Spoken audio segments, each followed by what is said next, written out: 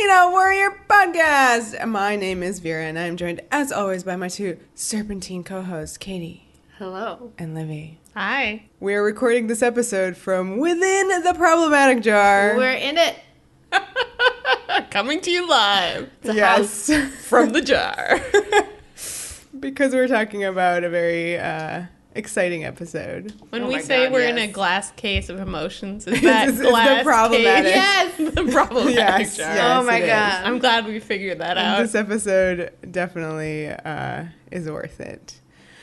Exciting times. Technically speaking, this is our 90th episode. I didn't know that. I like that. Yeah. Wow. Yep. Mm-hmm. So that's fun. We're going to reach triple digits. Soon, yeah. Yeah. That's crazy. Wow, guys. This is an achievement.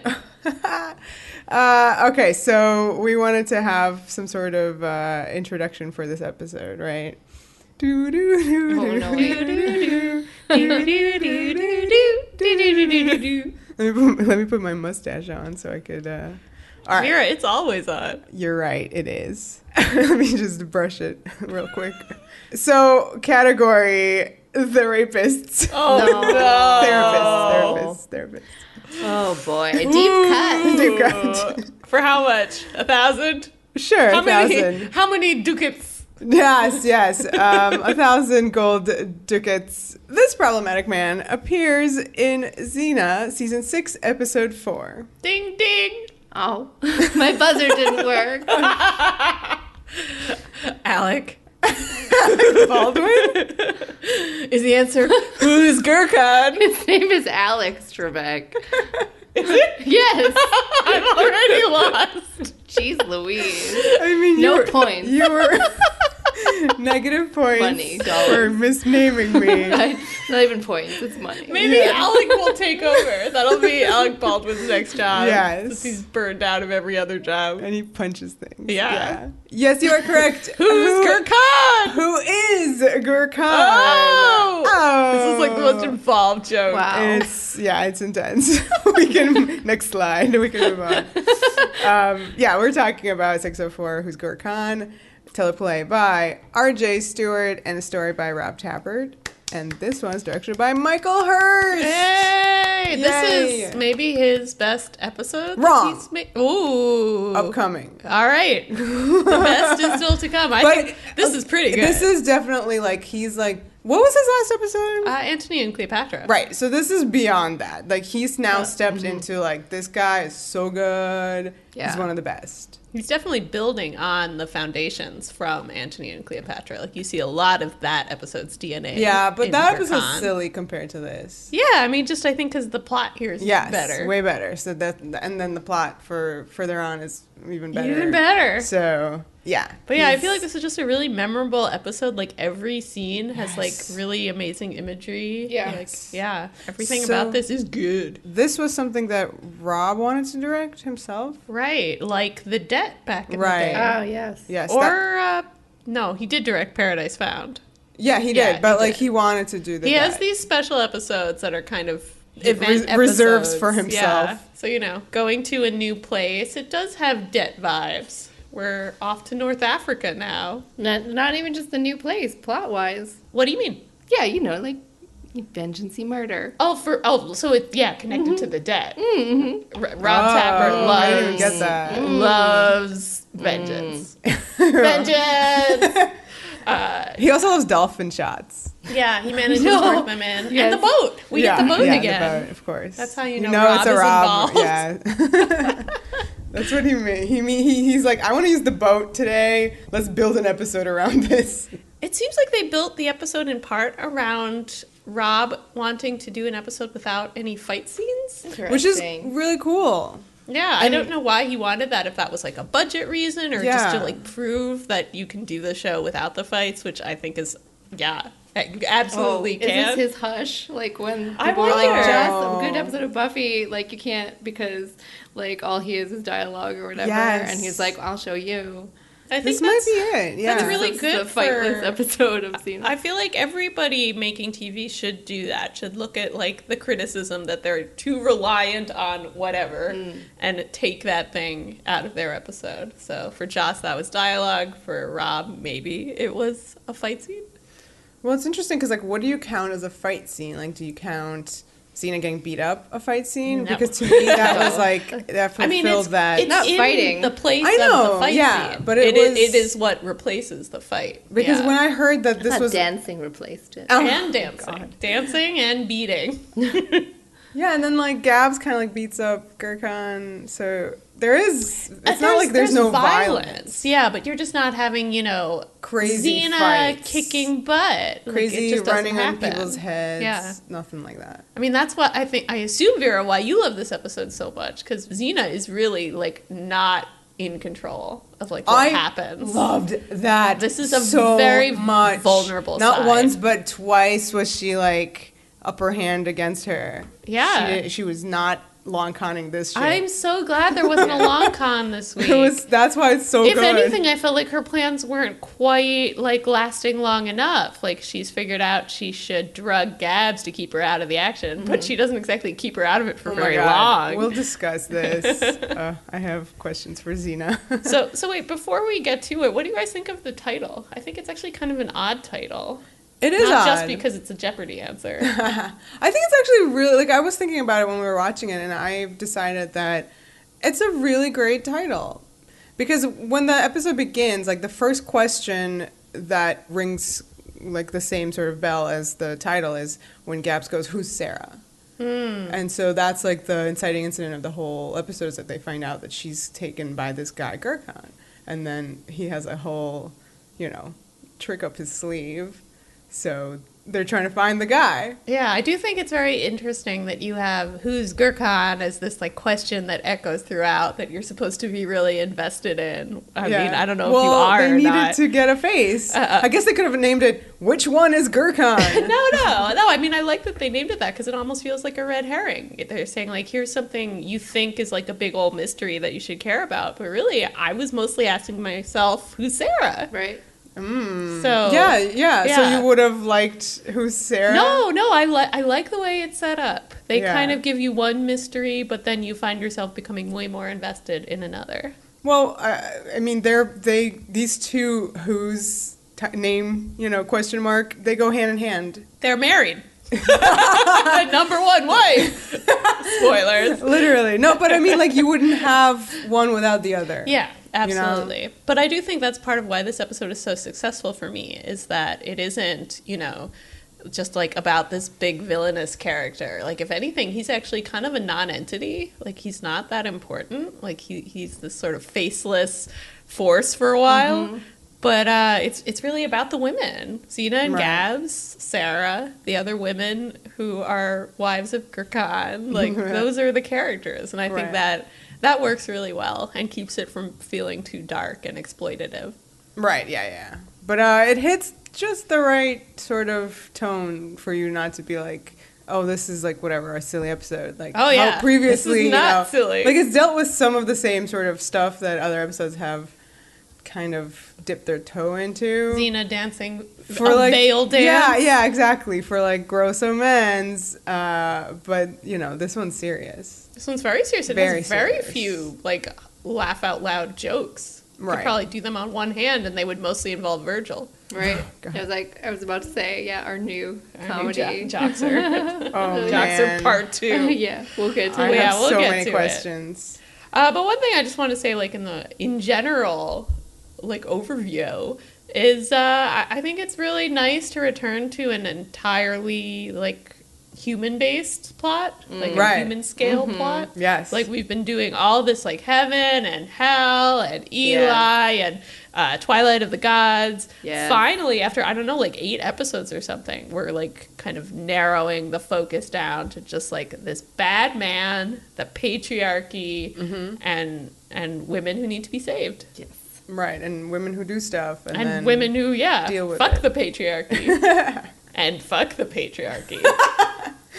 Let's get into it then, shall we? This episode kind of rolls off of our gang being in Amphipolis. So after experiencing the craziness that is, there was like a hell god, and Cyrene was Another burned. hell god. Yeah, and Cyrene was burned at the stake, and it was almost deserted, and it was terrible. They're like, let's check out Poteidaea now, okay? It's got to be better, right? Gabs is super like, oh, it's thriving.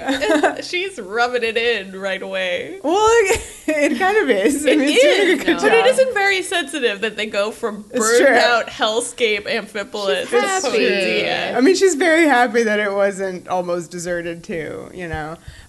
So Gabs, Xena, Eve, and Virgil. He's there too. No one even addresses it. Like, why is he there? Because Just- he stayed after Yeah. the last episode. yeah, but he's never like, I'm going to travel with you. He's just there. Yeah, but that's okay. I guess I don't really need that scene. You don't Because I don't want care. another scene with Virgil. So they arrive, and we have like the Greek music from the Greek restaurants playing.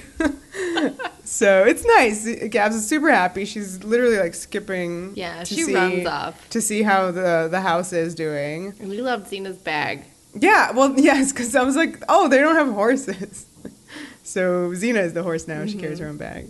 I was just thinking out loud in my head right now, and I got distracted about Gabrielle's continuity with like going to Amphipolis and going to Poteidaea here, where you were saying that she's being rude, but because they filmed this episode before Haunting of Amphipolis, she hasn't been there yet, character-wise and acting-wise. So maybe if they had filmed Amphipolis first, She'd the have- acting choice might she'd have been more sensitive. Uh-oh, now she comes off as like a real dick. She I'm doesn't just know what saying. they're in for. In defense of Gabs. So we get this really great wide shot of Gabs kind of arriving at the front gate of her house. It was super wide. You don't Yeah. often see Yeah. shots like that on the show. Yeah, so like immediately this is where I'm telling you Michael Hurst is like magical director man. And again, if you listen to his commentaries, like he teaches you how to, like you're going to film school, I repeat. But this was really cool because you have this super wide shot. She pauses at the gate. Also, she's like this bright pop of color, Yeah. tiny little speck of red. It's really cool. Yeah. And she kind of stops and, you know, she's kind of afraid to go in as much as... It looks kind of bad. It looks a little run down. That's what she says, literally. It looks run down. And I love how the others react. Like, Yeah. you can tell that Xena has reservations about it. Like, she knows something's up, but wants to be supportive and encouraging. And again, this is crazy because if this was filmed beforehand, like her choices here are that, but it comes off as like, well, you know what happened in Amphipolis. I mean, they're supposed to know. They kind of know what those episodes are about. They've shot I guess. Heart of Yeah. Darkness already. All right, okay. Well, that's what I read in her face, where she was like, she lets Gabs be the lead here. You know, she doesn't interfere. She just kind of like lets her. I mean, she lets Gabs be the lead for a lot of the parts of the Xena episode. sometimes has a really high emotional intelligence. Sometimes. I do feel like she just has a feeling that like Gabs is about to be challenged by something. Right. And kind of just wants to hang back and like let her find out what she has to deal with. Virgil has a really nice thing to say, and that's very unusual because he's always dumb. Vera, and are the you worst. calling out a moment with Virgil? Yeah, I actually enjoyed how he said, Gabs goes like, this place looks like shit, and he's like, well, nothing a little paint wouldn't fix. That was actually nice. Okay. He's also thinking about how they trashed his house in Motherhood. Oh, shit, right. they really did. He's Oh, like, I'm boy. going to live here now, thanks. This episode, when I was watching it in my headphones, and sometimes I'd be like taking notes, not looking at it, and I actually kind of got freaked out because I think this is the first time they like wrote him as if they were maybe writing Joxer instead of the character Virgil. And I heard it in his voice. Oh, And it man. was kind of scary. I think a he few was given that times. direction. He really Yeah. ran with it, and I think that was a huge mistake, but we'll get to it.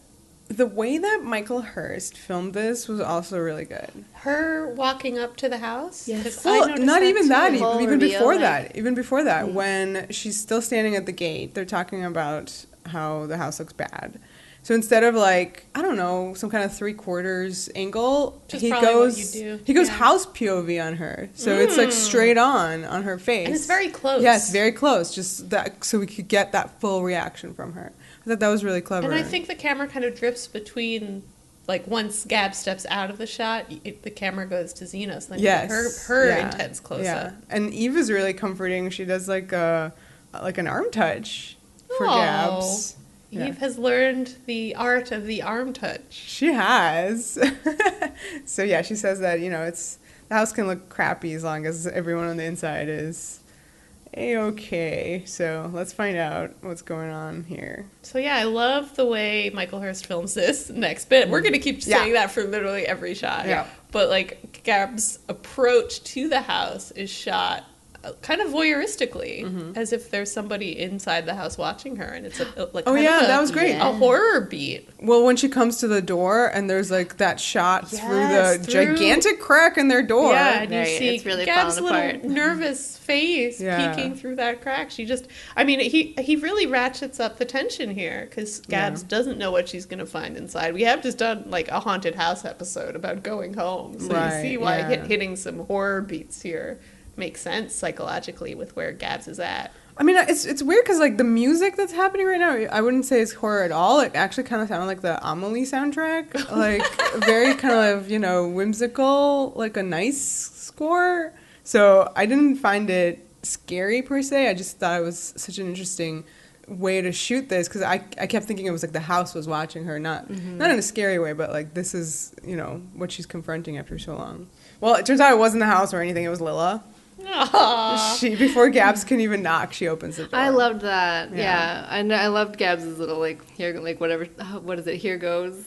Yeah. Oh yeah. But yeah, I love that the door opens before. Yeah. She knocks. And it's a really great reunion. I love Lilla. Yeah, she's such a memorable character. Yeah. Very sweet, and just like Cyrene, like the shit she's been through. It just. The show doesn't really, like, stop and linger on it, but you, like, after the fact, thinking about it, you're like, this was just such a sweet, buoyant, optimistic character who couldn't wait to, like, get married and have a family. And, look what happened.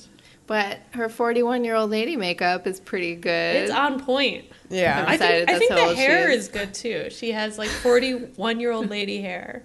I guess. Just, I feel like the makeup is maybe even, like, makes her look slightly older than she's supposed to be, but it's not bad makeup is the point. It's not like Jox. It's not like they made Jox look like an 80-year-old decrepit. But he was supposed to be like 50, right? Yes, that's what it was. They always go like 10 or 15 years older than what the actual that old age is. Yeah, exactly. So yeah, he did. They haven't done the Outlander thing where it's just like, forget about it, who cares? Right, exactly. So it was really a fascinating reunion between them. Lilla is the older sister now. It's so weird, right? Oh, wow. Yeah, that's a freaky way of putting it. Yeah. Yeah. So she doesn't seem like everybody. She does not seem that thrown by She Gabs. is though. She like grabs her arms obviously in that way where, and I love that the last beat before it gets all stormy is you can kind of see Lilla going like doing like an up and down. Yeah. This is crazy. Yeah. Why do you look this sure way? It's a lot to take in at once, Yeah. And this whole time, Xena and the gang are still at the gate. They have not come closer. Oh, yeah. And I loved all the cuts back to them. Watching. Just being nervously watching. Yeah. The music here sounded familiar. I actually thought maybe it was from The Dead. But I did not confirm this. So if one of our listeners is a music nerd and can tell us what this music cue here is, I was pretty sure it was season 3 era. I love the music in this whole episode. Oh, it's gorgeous. Yeah, it's really gorgeous. Yeah, and when I talk about restaurant music, I still love it. Oh, yeah. And it's fun when you have an episode that kind of bridges, like, different cultures. Yeah. So we start in Greece and go to North Africa. And you really hear the difference, Yeah. And it's actually really fascinating when you look up, like, musical instruments used for those countries, and there's, like, a slight overlap with a lot of the things that you can find in that country. Geographically that far removed. Right. Yeah. So it was a dark and stormy night. Yeah. Well, having just seen Amphipolis, Yeah. I don't think this means good news. Yes. But it seems pretty cozy inside the house. It does. There's like a little fire going. I love that shot, which I thought was a totally unnecessary shot, and you don't often see it in Xena, but there's like you first have the like stock footage, lightning flashing in the sky shot. But then you have a shot from inside the house where you see the lightning flashing through the window. And I thought there was something really cozy and scene setting about it. Michael Hurst. Yeah. Everything awesome is Michael Hurst. Yeah, just these like little details where you're like, oh yeah, they're inside where it's warm and nice, but you can see the lightning through the window. It was a nice beat. It's like always there, yeah. It's thematic. The cute fire, cozy fire. Xena's kind of like standing watching Lila and Gabs catch up. Yeah, she's just looming. She's looming, yeah. She looms a lot in this episode. And then Virgil's cleaning his sword and Eva's peeling an orange for like ever. Yeah, they keep cutting back to them. It's very nice. They're kind of minding their own business, but listening. Yeah. Oh, and it's like, it's nice fruit, not evil, gross fruit like Amphiphilis. Yeah. And it makes a fun sound effect. Yeah, a very specific sound effect, yeah. So they're catching up, and Lila's like, oh my god, you slept for 25 years, like you weren't really dead. And oh my god. Yeah, Gabs. Not that time. Oh my god. Lila has no follow-up to that. Yeah. Well, she has a lot going on. Yeah, I know. Like, and what would you say? What could ever follow that? I know. Well, she's thinking about other stuff. I feel like she didn't even process it. You know? I don't think she heard it. She did not process it. Yeah, I love her choice not to really look at Gabs through a lot of the scene. She's just staring. Something that I noticed in Vera's comment about Xena looming kind of throughout the episode, which she does, is there are a lot of scenes where people are talking to each other and they're not looking at each other. There are 700 scenes like this. Mostly there's Xena and Gabs with Xena behind Gabrielle, which is amazing.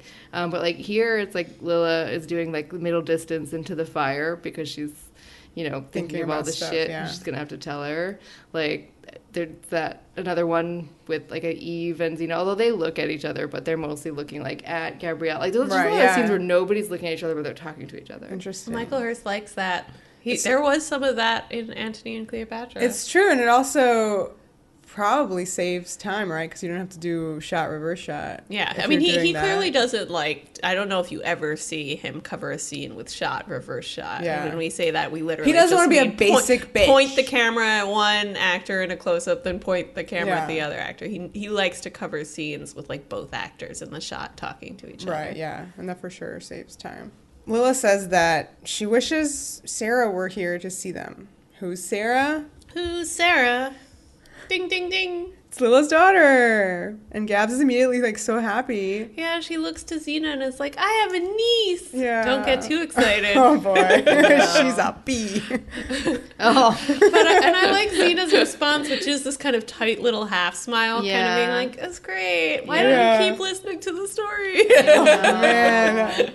Gabs asks where Sarah is, and Lila doesn't answer. And then Gabs asks where everyone else is, like their parents. And Lila goes in on a story. Oh, boy. She has a story. She does, yeah. So 8 years ago, Sarah was captured by the raider Gurkhan, who took her to the walled city of Mogador. Okay, on that beat, Eve, like, you see her, and she has an orange, you said? Yeah, you hear. She, like, squishes it, and it goes, like... Yeah. It is the funniest shit in the middle of this, like, really intense story. I think it's a reminder that you cannot take Eve to a party or maybe even to a gathering of more than 3 people. Yeah, exactly. She will embarrass herself somehow. They say that the city is in North Africa. So Lila continues, and a merchant told him that Sarah was in Gurkhan's harem. So she said that their father sold most of the farm, and then her parents and her husband, what was his name? Lictor. Ooh. They went to try to buy her back. But what happened? Gurkhan beheaded them all. Very bad. That's very bad. Yeah. Oh, poor Gabs. And there's no word on what happened to Sarah. No. And now Lila just lives in this big house alone. Yeah, how does she has for 8 years. Yeah. Does she do farm stuff? I guess. So it sounds like they sold most of it. Sold. But I guess she doesn't need that much money to live if it's just her true, now. Yeah. I don't know. The life of Lila. Ugh. I don't get how, like, why their mother went with them. That doesn't make any sense. I have some questions. Yeah, that would not be the usual arrangement for a situation like this. Well, And bummer. we've met her, and I don't remember her really being the, like, I'm going off on an adventure to No. North Africa. I just don't see any kind of reason for her to do that, but whatever. I think it's so that she won't have to be in this episode. Indeed. True. Okay. It just makes it a sadder, more depressing tale. But yeah, then the question becomes, why didn't Lila go? Because she was never that sort of girl. Well, someone she needed never to goes stay. off Somebody on needs the to stay. adventure. Somebody But needs to stay. that's a nice point. Yeah. Yeah, it's she not. stays It's not, back. and I don't believe that. I don't know. She had to stay. It's fine. For the plot to happen. Yeah, exactly. She knew that. That's a bummer. Yeah, that was a huge shock, and it's expressed to us via a really awesome vertigo shot. Vertigo, here. lightning, crazy time. Yeah. And Gabs is basically looking right at the lens. Right. So Yes. this is like Yeah. again the mirror to how he first shot her standing and looking at the house. So I thought that was really cool. It's like her rage just like pushes in at her, just like hits her in the face. It's a good shot. And of course, there's some lightning flashing, and she just kind of like lunges with yeah, fury. out of the house. Yeah, she's just like, bam, I'm out. Xena follows her, of course, and says that, yo, tomorrow we're totally gonna go after Sarah. It's fine. That's It's exactly fine. what she says. Yo, it's fine. And Gab says, okay, but it's not just gonna be a rescue mission. I want vengeance. Vengeance for me niece. Running gag, deep cuts, again that no one understands. I looked that up. It's from season 17 of The jeez. Simpsons. I thought it was from the movie. No. What the heck? We must have literally turned on, just at random, season 17 of The Simpsons. Okay, and remind saw it. remind everyone again what that quote is. No. Vengeance for me, Papa. Okay, just checking. It's the hilarious quote. Vengeance for me, Papa. Oh boy. Okay. All right, you guys. Yes. How does everyone feel about all this? We know Michael Hurst loves it. The rain, the cue, The rain and the cue. Oh yeah, and the the yelling rain and the machine drama is big. right It's on that very vengeance. big. hits him right at that Hits moment. Lucy right in that moment. She She's roars, like, I'm real wet now. yeah. And it's just like, it's one of those movie rains where it just Yeah. comes down full stop Right. away. I mean, you know, I always make fun of those movie rains, but those things happen. They do happen And more it's- and more yeah, with well, climate extreme change. climate change. I definitely saw a lot of fans expressing how over the top, melodramatic this beat is. We in general don't really like when Renee has to yell at the sky because she's such a subtle actor. I usually don't like when anybody has to yell at this guy unless it's really, really, really good. Really, really, really. Yeah. But I kind of like it. I think it works with the tone of the episode, which is very heightened and intense. Right. And we've just had that vertigo shot. Like, I feel like this is the rage explosion that you saw building up in the vertigo shot. Right. So don't you need the rage explosion? Yeah, I'm okay with it. It certainly doesn't crack me up, which a lot of fans at the time said was the issue with it, that it was inadvertently hilarious. I don't think it was funny at all. I don't feel It's not that at funny. all. No, Yeah. no. I could definitely I see laugh at the rain criticism. machine. Yeah, the rain machine's funny, And but I'm mainly not because of laughing Lucy. at the people. Honestly. So- Yeah. Well, I don't know. I just feel like I'm laughing at the rain machine. Just being like, I'm on now. Well, it's like before it's my the- time to shine. Before it was the lightning, which was going exactly on the right, moments of course. dialogue, being like, "Hey, I'm in this episode."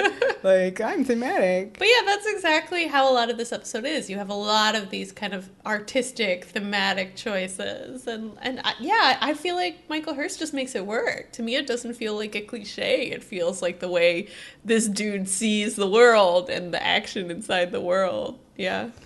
It works for me. This is one of the scenes with Xena in the background. Right, in the yeah, back. yeah, like exactly. the first Right. kind of. They don't look at each other. Yeah. Is this supposed to be like angels, devils? I think so, that and I thing? think that she's both, and I think that's what it is. I Because love it. this episode is so good because it is now in this scene. We have Gabs going like, I am going to go get vengeance on this guy who killed my family.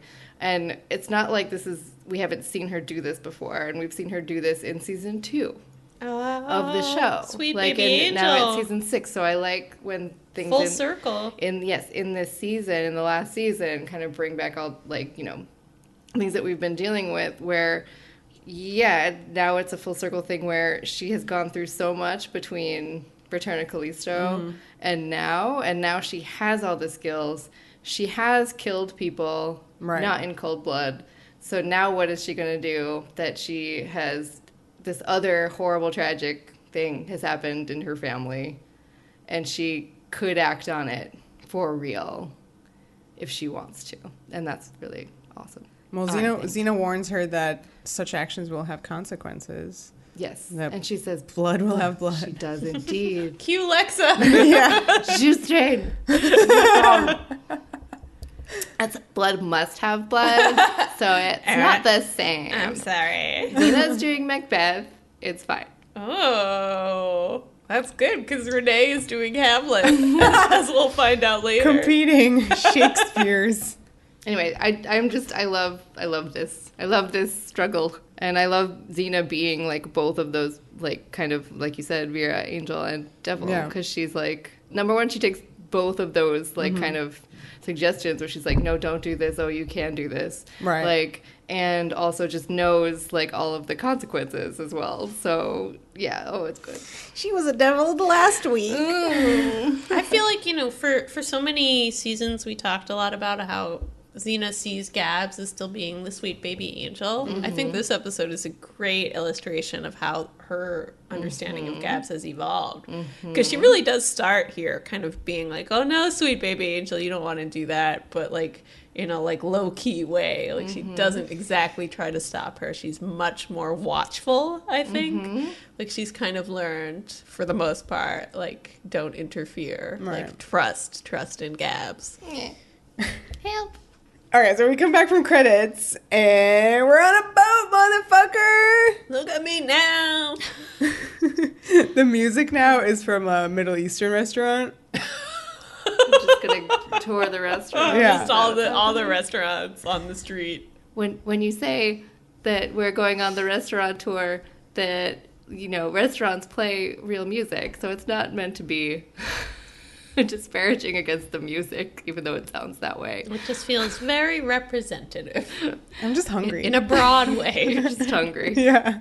Why don't you go to Cafe Mogador in the West Village? Oh. A famous Moroccan restaurant. There we go. From the 80s. I don't know. It's been there for a while. As long as I've been here anyway.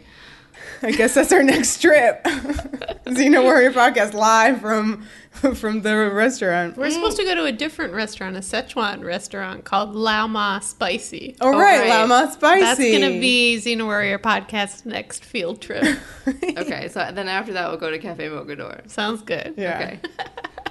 Let's start picking the sushi place we're going to go to. We are anyway legitimately on our way to Morocco. Yes. Yes. On a boat. Yes. They say Northern Africa. It's called Mogador. That is a real place. Renamed in 1960 to Essaouira. So it's not a made-up place. And it is a walled city. Okay. In of ye ancient times. And it's where they filmed Astapor. In Game of Thrones. In Game of Thrones. Yeah. The one time, and then they couldn't do it anymore because of issues. Yes. Of the actual country. That sounds correct. Yes. Yeah. Yes. All right. So crossing out my Mordor jokes.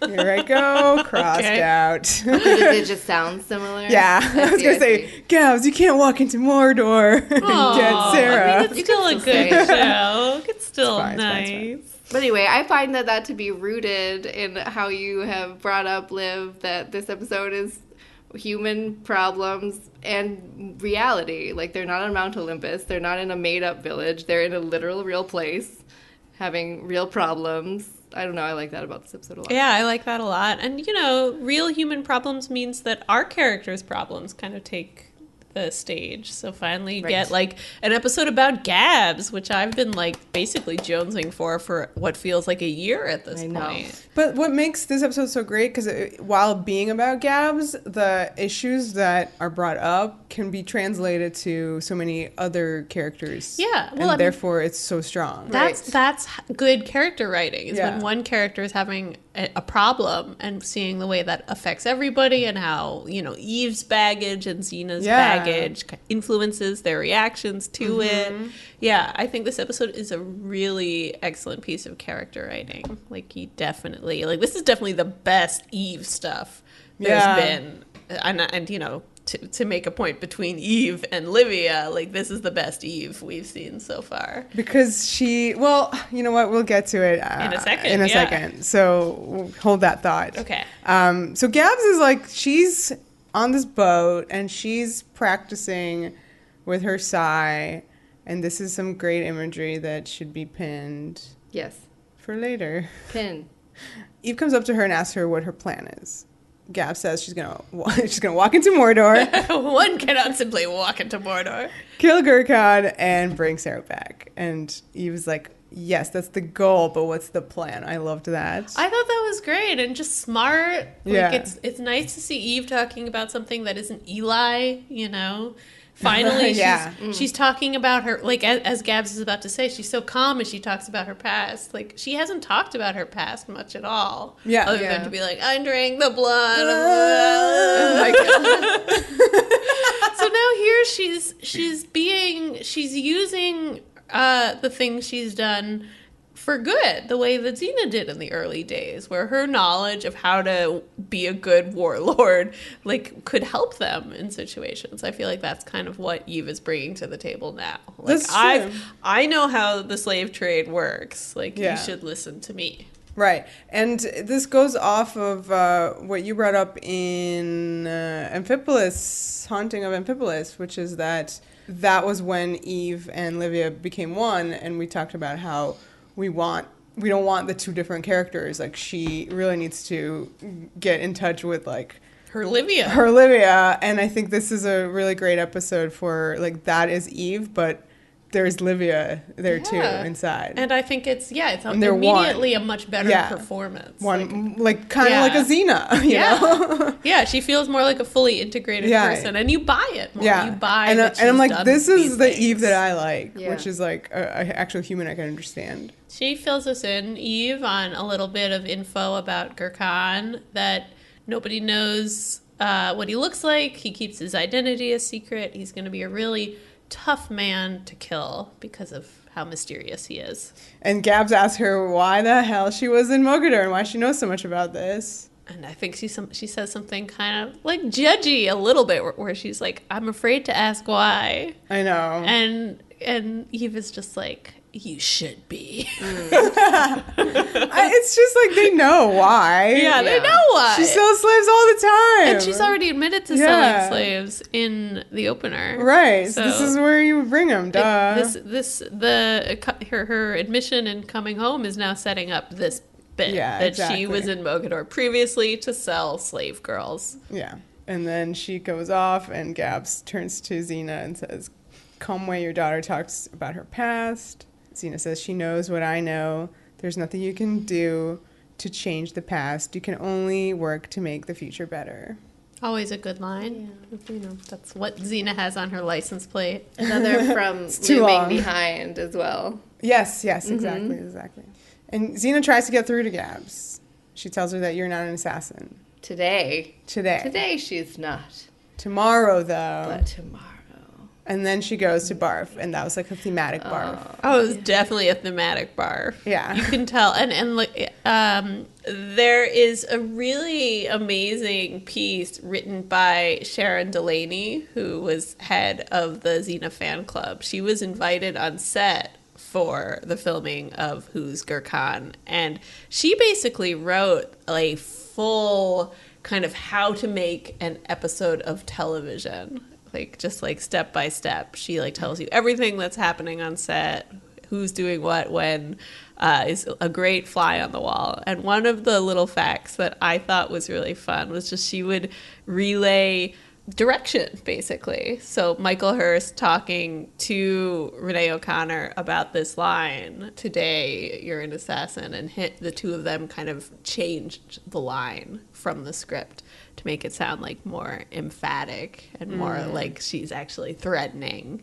bet like tomorrow. Yeah, absolutely. So like I think this, if you guys are interested in really just getting a whole education in like how TV is made, we're going to share a link to both this write-up of everything that happened on Who's Gurkhan, and also there's a great video. If you don't like to read. Yeah.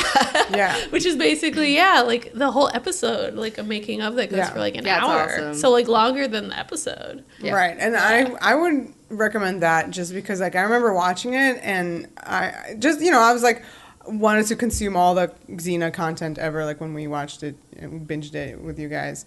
And we found this, and I was like, "Oh my god, this is amazing!" Because like you just want to see like the actors goofing off behind set, behind the scenes, and you get that. You do get that for sure. But you really get all this information. Like my favorite stuff is seeing their table reads, where they just like dive in and go crazy. They with, debate every single line, the wording, just on this like granular level. Yeah, motivations, all sorts of stuff. It's amazing. It's like not just like, oh, we just read the script and then we go film it. It's like.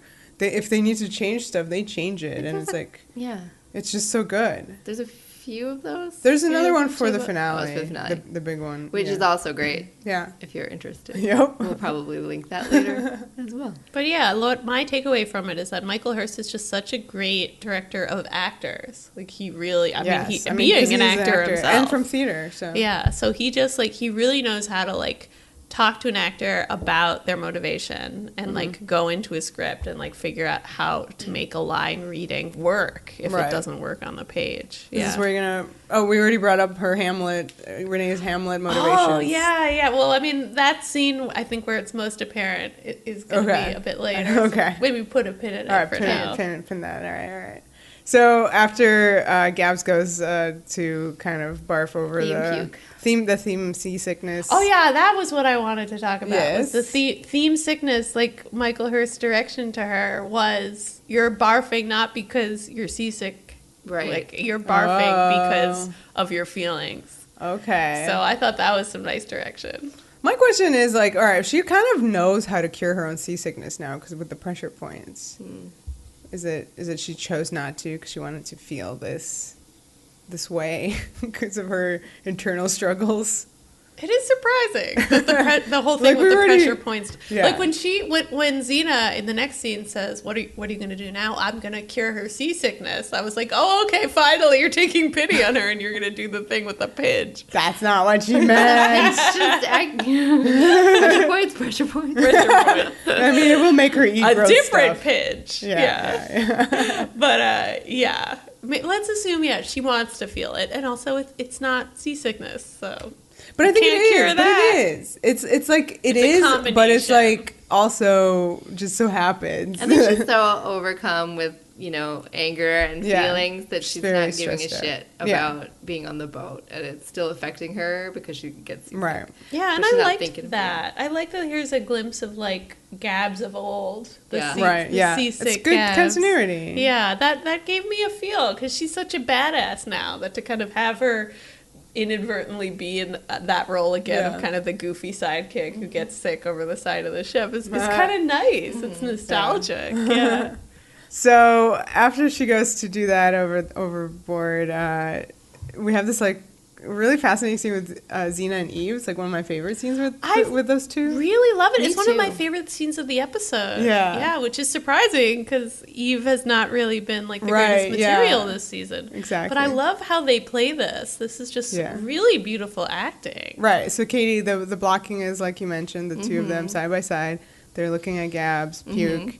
They're sort of like lounging. Yeah. Yeah. Well, it's fascinating because like Eve like snuggles up to Xena and like the dialogue is just like what about this dialogue that makes you so like snuggly and just they're talking about killing in cold blood and that makes these two snuggle. I think it says so much about them that this is a moment of sort of sweet bonding, like maternal bonding is like talking about like she doesn't have it in her, but we do. Yeah, we're related. Do you think that I murder people in cold blood and then drink their blood because I got that from you, mother?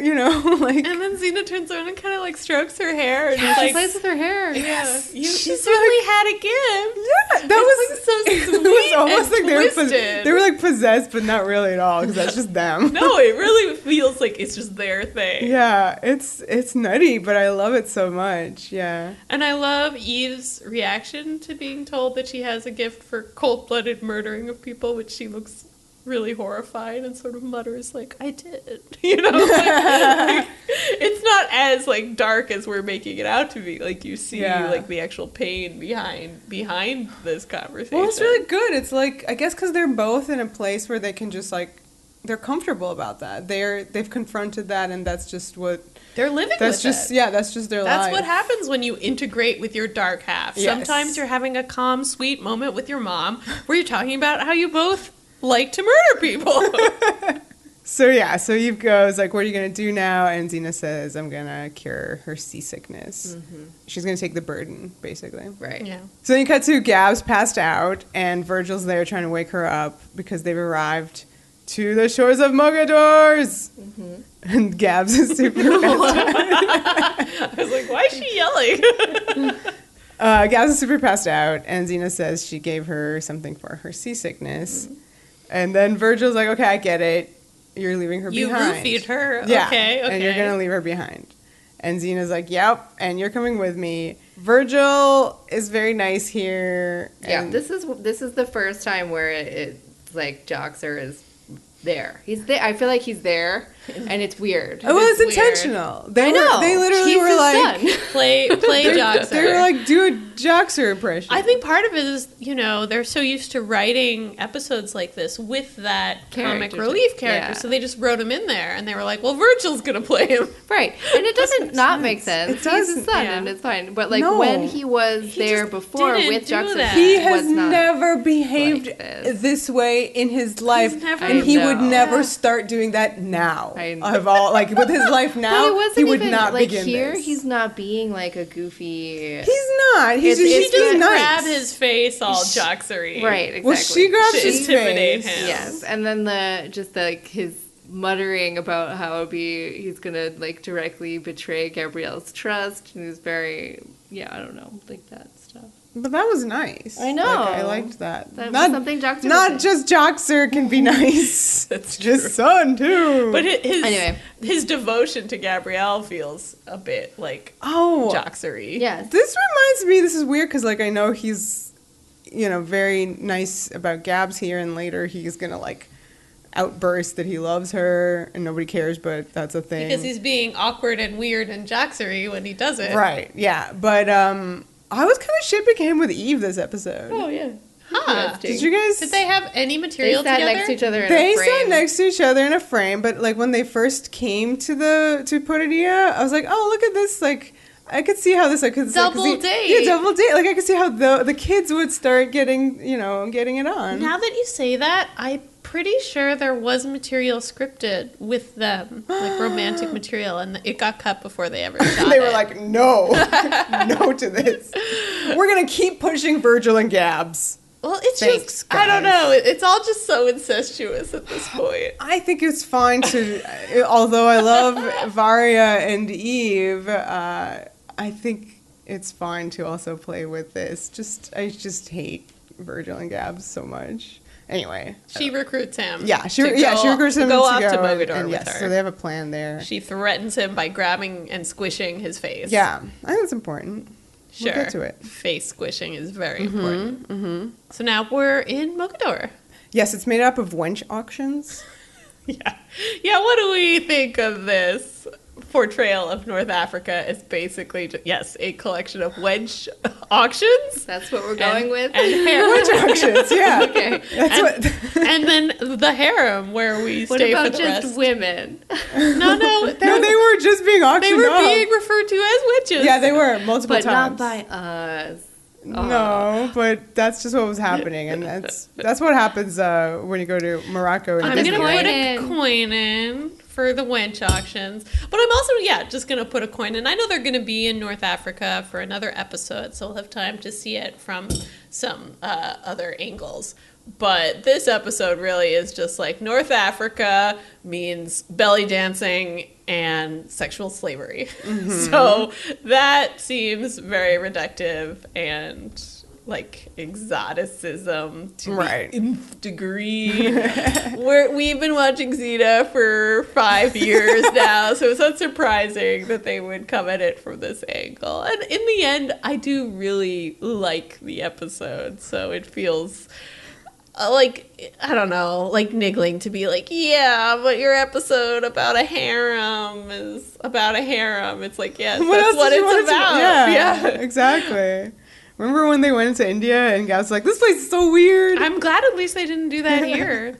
I actually really love the way Michael Hurst shoots this because it's quite focused. He doesn't do any scene setting. We don't get like a big wide shot of the marketplace. We just actually like immediately like are in the action with Xena and Virgil, and you can kind of just see in the close-ups like that there are people like auctioning off women behind them. You kind of have a sense that there's like a lot of activity around them, but you don't like cut away. Right. Just keep with the story. That's what's most important. Virgil is playing a guy named Superlius, pirate of the high seas. This seemed a little Autolycus-y to me, actually. Yeah. I know that it's meant to be Joxery, but something about the name. Joxer would never play. They would never have Joxer be like selling this. Yeah, role. Maybe Autolycus has Autolycus sold it in the past. Exactly. Yeah, it's like a callback to her previous veil dance and Autolycus and all that stuff. So. Okay, so this is a funny scene. Like this is like. I thought this whole thing was really funny. They come up to the auctioneer, who is amazing. Like, immediately off the bat, he's like, what do you want? And it's that guy from the first episode who played Draco's henchman. Yeah, I forget that dude's name. Who cares? Hector? He's great. I don't know. Right? Sounds legit. And he's been in a bunch of episodes since then. He's always so a fun. good time. Yeah. And he has, I think, one of the best scenes in the episode coming up. Yeah. So, Absolutely. Yeah, MVP here. Mm-hmm. Virgil is told by Xena to sell this. Like, sell him selling her. Make it look good, she says. So he, like, shoves her forward, and she stumbles. He does. He squishes her face the same way she squished his, which makes her growl. But I was like, I hate you, Virgil, so much. I was like, he did that on purpose. That's fucked up. Yeah, that's true. Yeah, he's getting his revenge, which is like that's gross. That's you should gross. not be like getting your like little petty resentments like out here. This is where his character starts going off the rails. I thought it's a little it was a little bit hard to track because Joxer wouldn't be like this, and also like again remember every other time you've seen Virgil. He has not behaved in any way close to this. That's true. And like last week, he was under the influence of hell and he was behaving strangely. He behaved strangely, but like how he would behave. Yeah, and was meant to be a little scary and dangerous, not like a goofball. Right. And then also a nice guy creeper, which he's about to do. And also this episode made me go like, how old is he? Like he was behaving kind of like an 18-year-old. I mean, I have no idea about he can't be that much older than 18. I thought, is he like in like early 20s? He wasn't behaving like an early 20s. He was behaving like a teenager at one point. Oh. Like just by how he was. He does react to Xena's nudity as if he's never seen anything like that before, which to be fair, naked Xena. I don't know if it was. Yeah. I think it was specifically naked Xena. I still think that shouldn't be happening at all because she looks just like his mom. Oh, God. Oh, shit. I'm putting in a coin. Oh, shit. All right. Okay. He should have ran screaming. Oh, yeah. The auctioneer inspects the goods. But I love the whole gag, which we didn't quite quote, but make it look good, not that good. Like I thought that was funny. And if you watch that video of the making of, you'll see that it seems like Lucy came up with that gag, which is great. Yeah. And like a lot on the fly. Yeah, it was just like doing the scene and was like, here's what we can do to like give this a little bit more panache. And it's very witty. It's one of the few laugh out loud jokes in the episode. I didn't think it was funny, but or like I didn't LOL at it, but I was amused. Yeah, but it was amusing. Yes. The auctioneer goes to inspect the goods. He pulls off her robe. She's naked, Like the screen glows. No, it doesn't. All like, her reaction shots are really good. Her actions are great. I mean, yeah, you brought up a crazy, mind-boggling thing about how, like, Virgil's reaction to seeing her naked is legit from the video of the Lonely Island jizz in my pants. Like, my God. Jizzes his pants. Yeah. Like, and now that you said that it's his mom, it's fucked up. At first, I do think So he looks fucked shocked. up. Like, he does, I feel like he he's understands upset. the nature of the moment. But then he before sees her and then body. he, like, looks. Yeah, it's gross. It's definitely gross. And we wanted more from him in this. One of the things with this episode that I think is really interesting is that it does have your usual things that you can throw at this show sometimes with like male gaze stuff and, you know, sexualizing women and etc. But I feel like this episode specifically also understands how gross it is and has other interesting POVs at the same time. So like starting here with just like her face being so annoyed and so Xena-esque is very, very good. Yeah, I feel like she But has there's the a- power there's more, yeah. in this scene. Like, she is very much, like, not here for this and annoyed by it.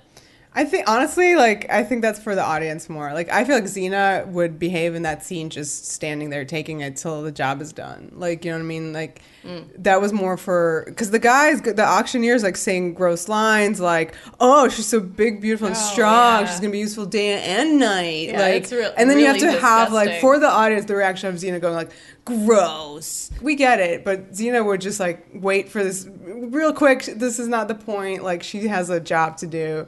She's thinking ahead, like, we don't need this. You're right, but I was grateful for it because it is like 'Cause you're the audience. The whole episode is going to be about Xena taking shit. Yeah. And like, I'm glad she wasn't quite taking it yet. She'll have her time to take some shit. So the auctioneer is like very pleased with this and decides like, yeah, she'll be good for selling, and he gets 15%, and then he whispers, Gurkhan. yeah, he whispers to Virgil like, oh yeah, by the way, between you and me, Gurkhan will probs buy her because he loves all the best looking ladies. Wink, wink.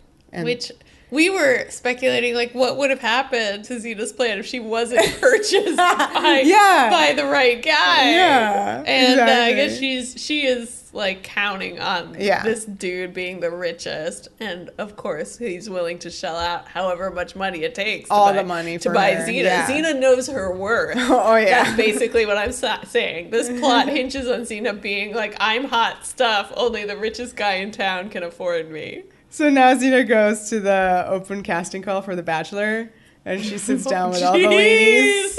I love this too, because here was like, again, we're like at the marketplace, like the auctioning is happening. You hear someone being like, "This is a great wedge, everybody. Let me tell you about this wedge." Feel like we're on Pirates of the Caribbean and Disney, and they changed all those lady themes. auction. They don't. They changed it. it. They don't do lady auctions anymore. No. That's nice. They were tired of putting the coin into the problematic jar. Remember that? Well, you said it. So. Yeah. There were female pirates, and now they're there in the ride. That's a tangent. Women can do anything. They can even be the Pirates of the Caribbean.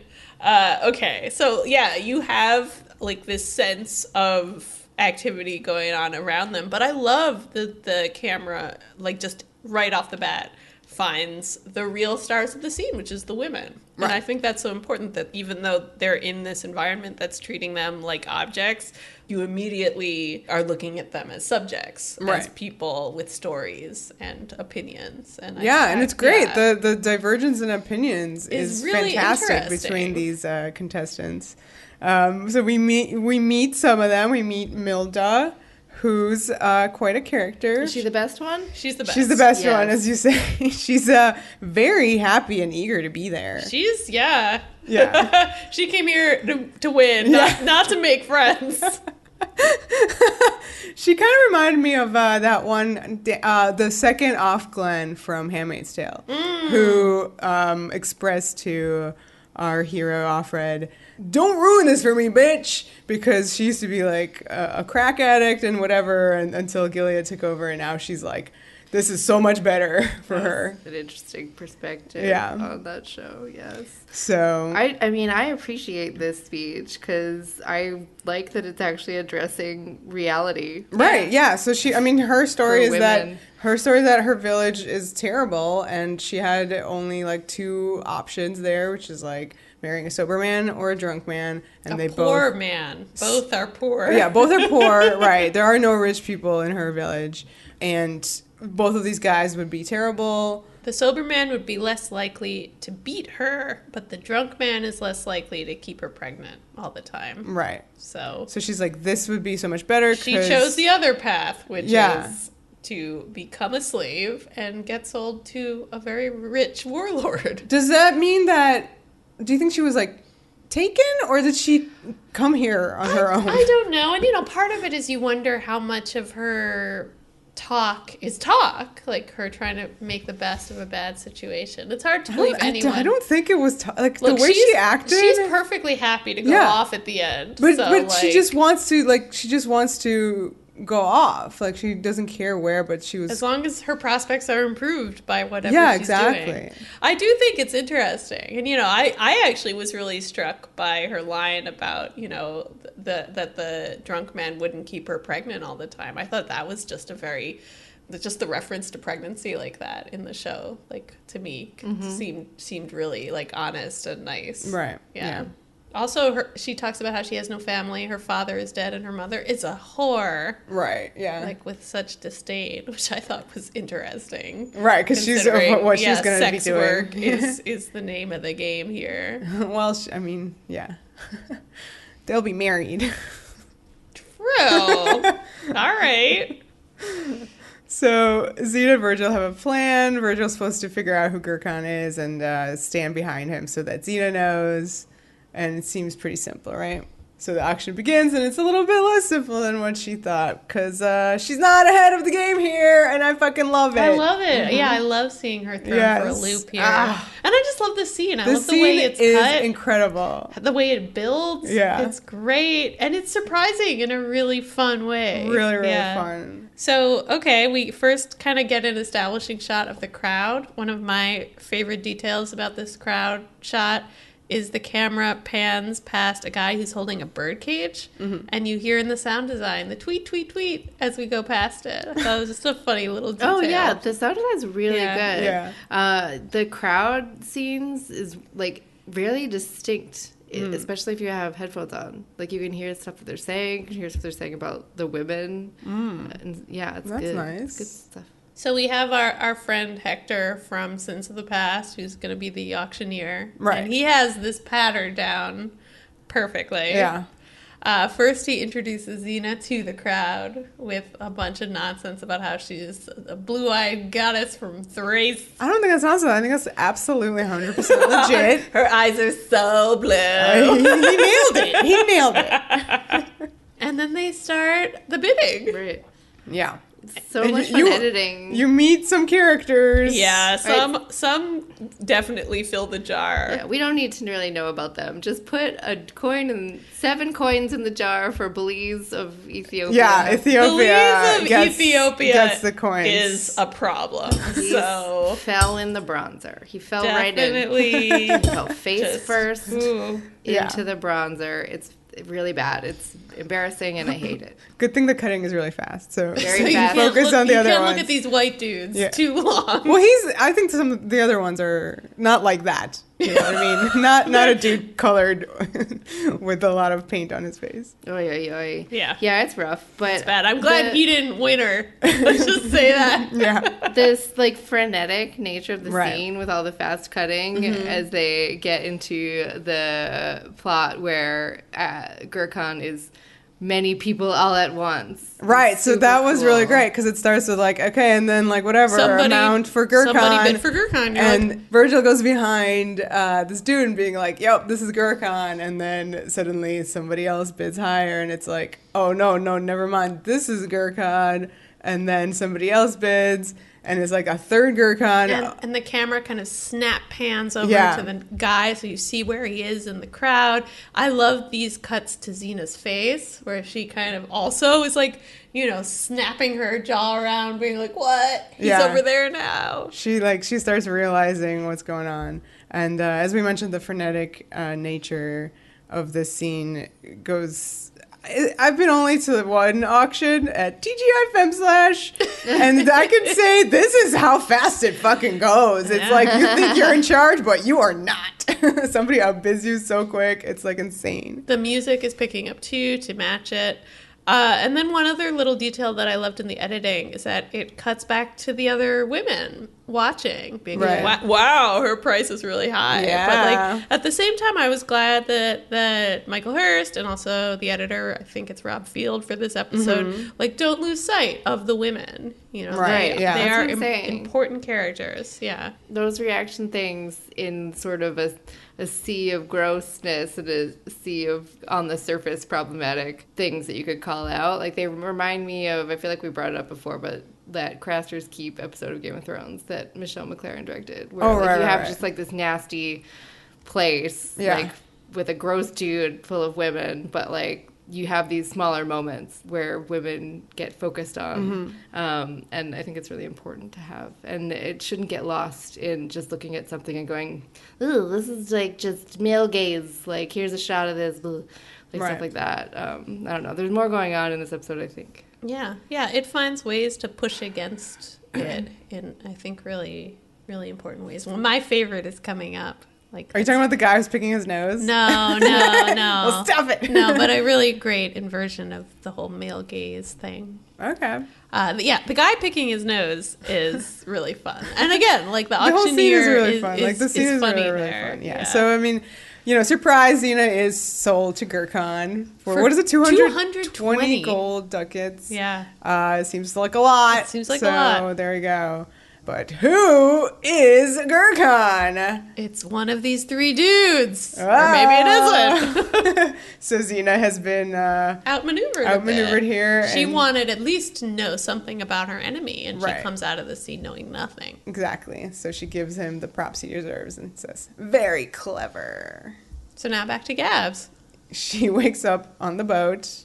She's on the boat, motherfucker. Motherfucker, says Gabs. She wakes up and realizes that she's been left behind, and Eve has this like coy little smile, like, I don't know where they went. I don't know, me. And I love that Gabs calls it out. She's like, that peaceful smile won't cut it. Yeah. It sounded like a mom voice. Oh, no. Good. Like, that peaceful smile's not going to cut it. Missy, go clean your room. And then Virgil, runs back in character. He's really embraced playing this character. This is a really good example of, like, what the fuck is happening with him. Well, I said he really embraced the character. Like, he hasn't had the opportunity to do this kind of thing in his life. So maybe it's, like, opening up things for him. And he's, like, this is why he's not the person that he was anymore. This is, like, he's finding it fun. He's having adventures. But what he's singing about and what he just did is He got so much money, you guys. That's true. They did. Look at his friend as a slave in an auction. I and hope now that part of Xena's plan was we're going to it. get some fucking money. That's true. They don't often get ever money. have any money. I hope Virgil's not the one who carries their money now like Joxer did. Oh, no. That's what I'm saying. He probably is. Anyway, I'm just trying to figure out why he's being like this. Well, yes, he literally he comes back and he's singing about how, like, his song about how he's Superlia's pride of the high seas, who captures beautiful maidens and sells them at, hi Gabrielle. That's when I thought he sounded like Joxer. Yeah, that was 1,000% a Joxer line. It was the intonation. It was like, Tejrimi, are you here? Like, it was so weird. Well, Gabs figured out what they did. Eve's like, we did it because we love you. Oh, yeah. That was like a moment of old Eve. Eve from the previous two episodes. But she's not wrong. She's not wrong. Yeah. But she's also saying something so obvious that it's annoying. And, of course, it might be part of the thing that, like, makes Virgil say that thing about, like, I do love you, but, like, I didn't do it with I love them. you too, blah, blah, blah. So, whatever. Anyway, Gabs is really mad, and she's like, all right, two can play that game. So she has a plan now herself. So Dun dun dun. So now we're at the bachelor mansion, and all the girls are hanging out. They're having a spa day. In the spa, which is like all they do. Yeah. Spa day. Every day is spa day. Every day.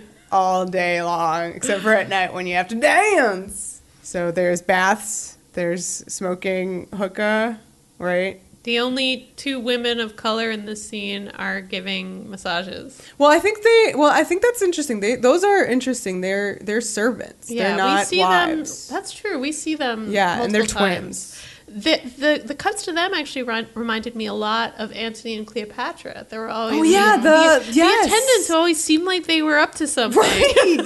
These are some more attendants. Yeah, you thought there was like a whole plot line. You're very right, but I think it's the same trick that I think Michael Hurst is playing, which is like anyone could be suspicious here. And also just remembering that these are people. Right. They're not set dressing. Yeah. They have, I love that he lingers on their faces. You're allowed to look at them and really see them as having lives of their own, thoughts of their own. Yeah. So Milda is getting her butt oiled up. Yeah. That's the thing that's That's a happening. That's a butt. It's there. She's very happy to be there. I think Xena hates talking to her a lot. Because this is not the attitude she wanted. They don't get along so well. And also because I think, Milda sees Xena as a kindred spirit and just keeps talking to her. And then Xena's like, why do you think I want to hear about this? Her name is Sophia here. Her undercover right. name. Her undercover name. Yeah. What do we think of her harem, Luke? We haven't talked at all about her looks so far, which is we have dropped the ball hugely. Yeah, she has no bangs. The bangs have been braided away. Love it. It's so good. Love it. So good. She's wearing a white 2-piece outfit with harem pants. Right.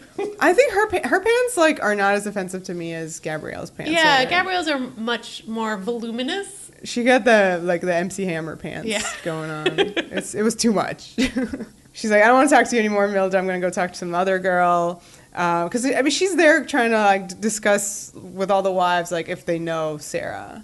And she's not getting any info from this one. All right, so Xena is in the bath. That's good. That's a happy place for her. Yeah. She goes and swims up to this Japanese woman there. Her name is Yo, the character. And Xena's like, where are you from? Right. That's her first word. That's her line. Can you coin in for Xena? That's not the best. That's not how you approach someone. They're all from somewhere. They've all been kidnapped, so... That's true. But at the same time, she doesn't ask any of the white girls that. That's not her opening line to them. So we feel as though this is a setup. Yeah. Might be a bit of a setup. So we're getting introduced to a new place. Place beyond Chin that Xena's never heard of. Except she has. But she doesn't say that. She does not, but I think you can read it. And also, Devil's Advocate is a great movie. That I think that she was reminded of all her girlfriends. So that's talking to this woman. That's why she swims up to Yo. 'Cause Yeah. she's like, Yo. Exactly. Oh boy. So yeah. Yo talks about Japan, Japa. Right. The land of the rising sun. And that's it. That's all she got about that. And Xena makes a face, sort of, but not really. I saw it all there. It's one of those. I saw that history in her face. I think it's one of those things what is that test where the face, depending on the context that you give it, has the emotion that you want it to have. Oh yeah, the same face though. Yes. That's yes. Polyashov effect. Thank you. Nice. I definitely went to film school. I'm glad she doesn't say anything, I think. I Yeah. think I like a silent... And this way Rob gets to keep his options open. He knows at this point that they're going to Japan for the season finale, but this way we don't know anything else other than that Japan exists in the Xenoverse. Also, fun bit of trivia that I read on the Wikipedia is that Morocco means place where the sun sets. Whoa. I don't know if that's not exactly correct, the phrasing or anything like that, but it's the opposite. It's the opposite. of Right. Japan. Nice. That's nice for the final season to have both places then. Interesting. I like that a lot. Oh, so it's hopeful because it ends where it rises. It starts where it sets. Interesting. Yeah. Okay. Yeah. The water reflection on their faces is really nice. Yeah. We get this bath set again later in the episode, and always Michael Hurst is getting these awesome water reflections, real pretty and evocative. Nice. Xena asks Yo if she has heard of Gurkhan's wife, Sarah, and then Yo gives her some rules here about like what the deal is in the harem. You can't discuss other wives. You'll break the rules, and if you do, then you get punished. And Milda, who has followed Xena into the hot tub, is now like, ooh, will he spank us? Eyebrow waggle. Yeah. No, And not quite. Xena is so embarrassed to I be know. seen with her. Yeah, no, you will be beaten, manacled, and thrown in the dungeon and left to die. And then Milda's like, okay, that's all I need to know, thanks. Right. I love Milda. Yeah. She gets these fun little beats.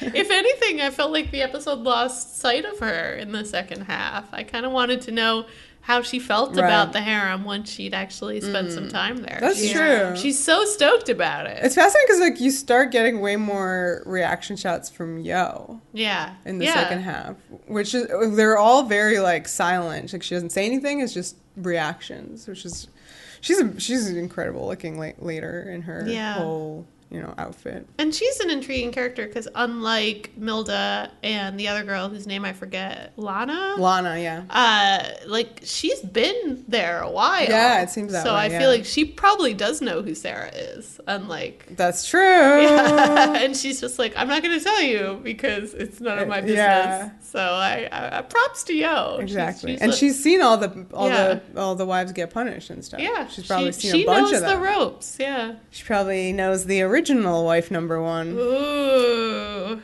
Okay, so Xena then swims up to this other girl. All of her swimming around. It's really funny. It's so funny. This one lasts a while. Like she has to make her way across this the whole tub. bath. I love it. Yeah, she's trying to keep it like low key and like not suspicious, and it is like so shady looking. Yeah. And she's like just swimming across the pool. She looks like like her head and shoulders look like the fin from Jaws. Like she's just slowly making her way, zigzagging from girl to girl. So yeah, she meets Lana, who's way less into being there. And I think you're supposed to think this is Sarah. Yeah, She gets she's the, like, soft, yeah, she nice. kind of looks like right, Willa, yeah.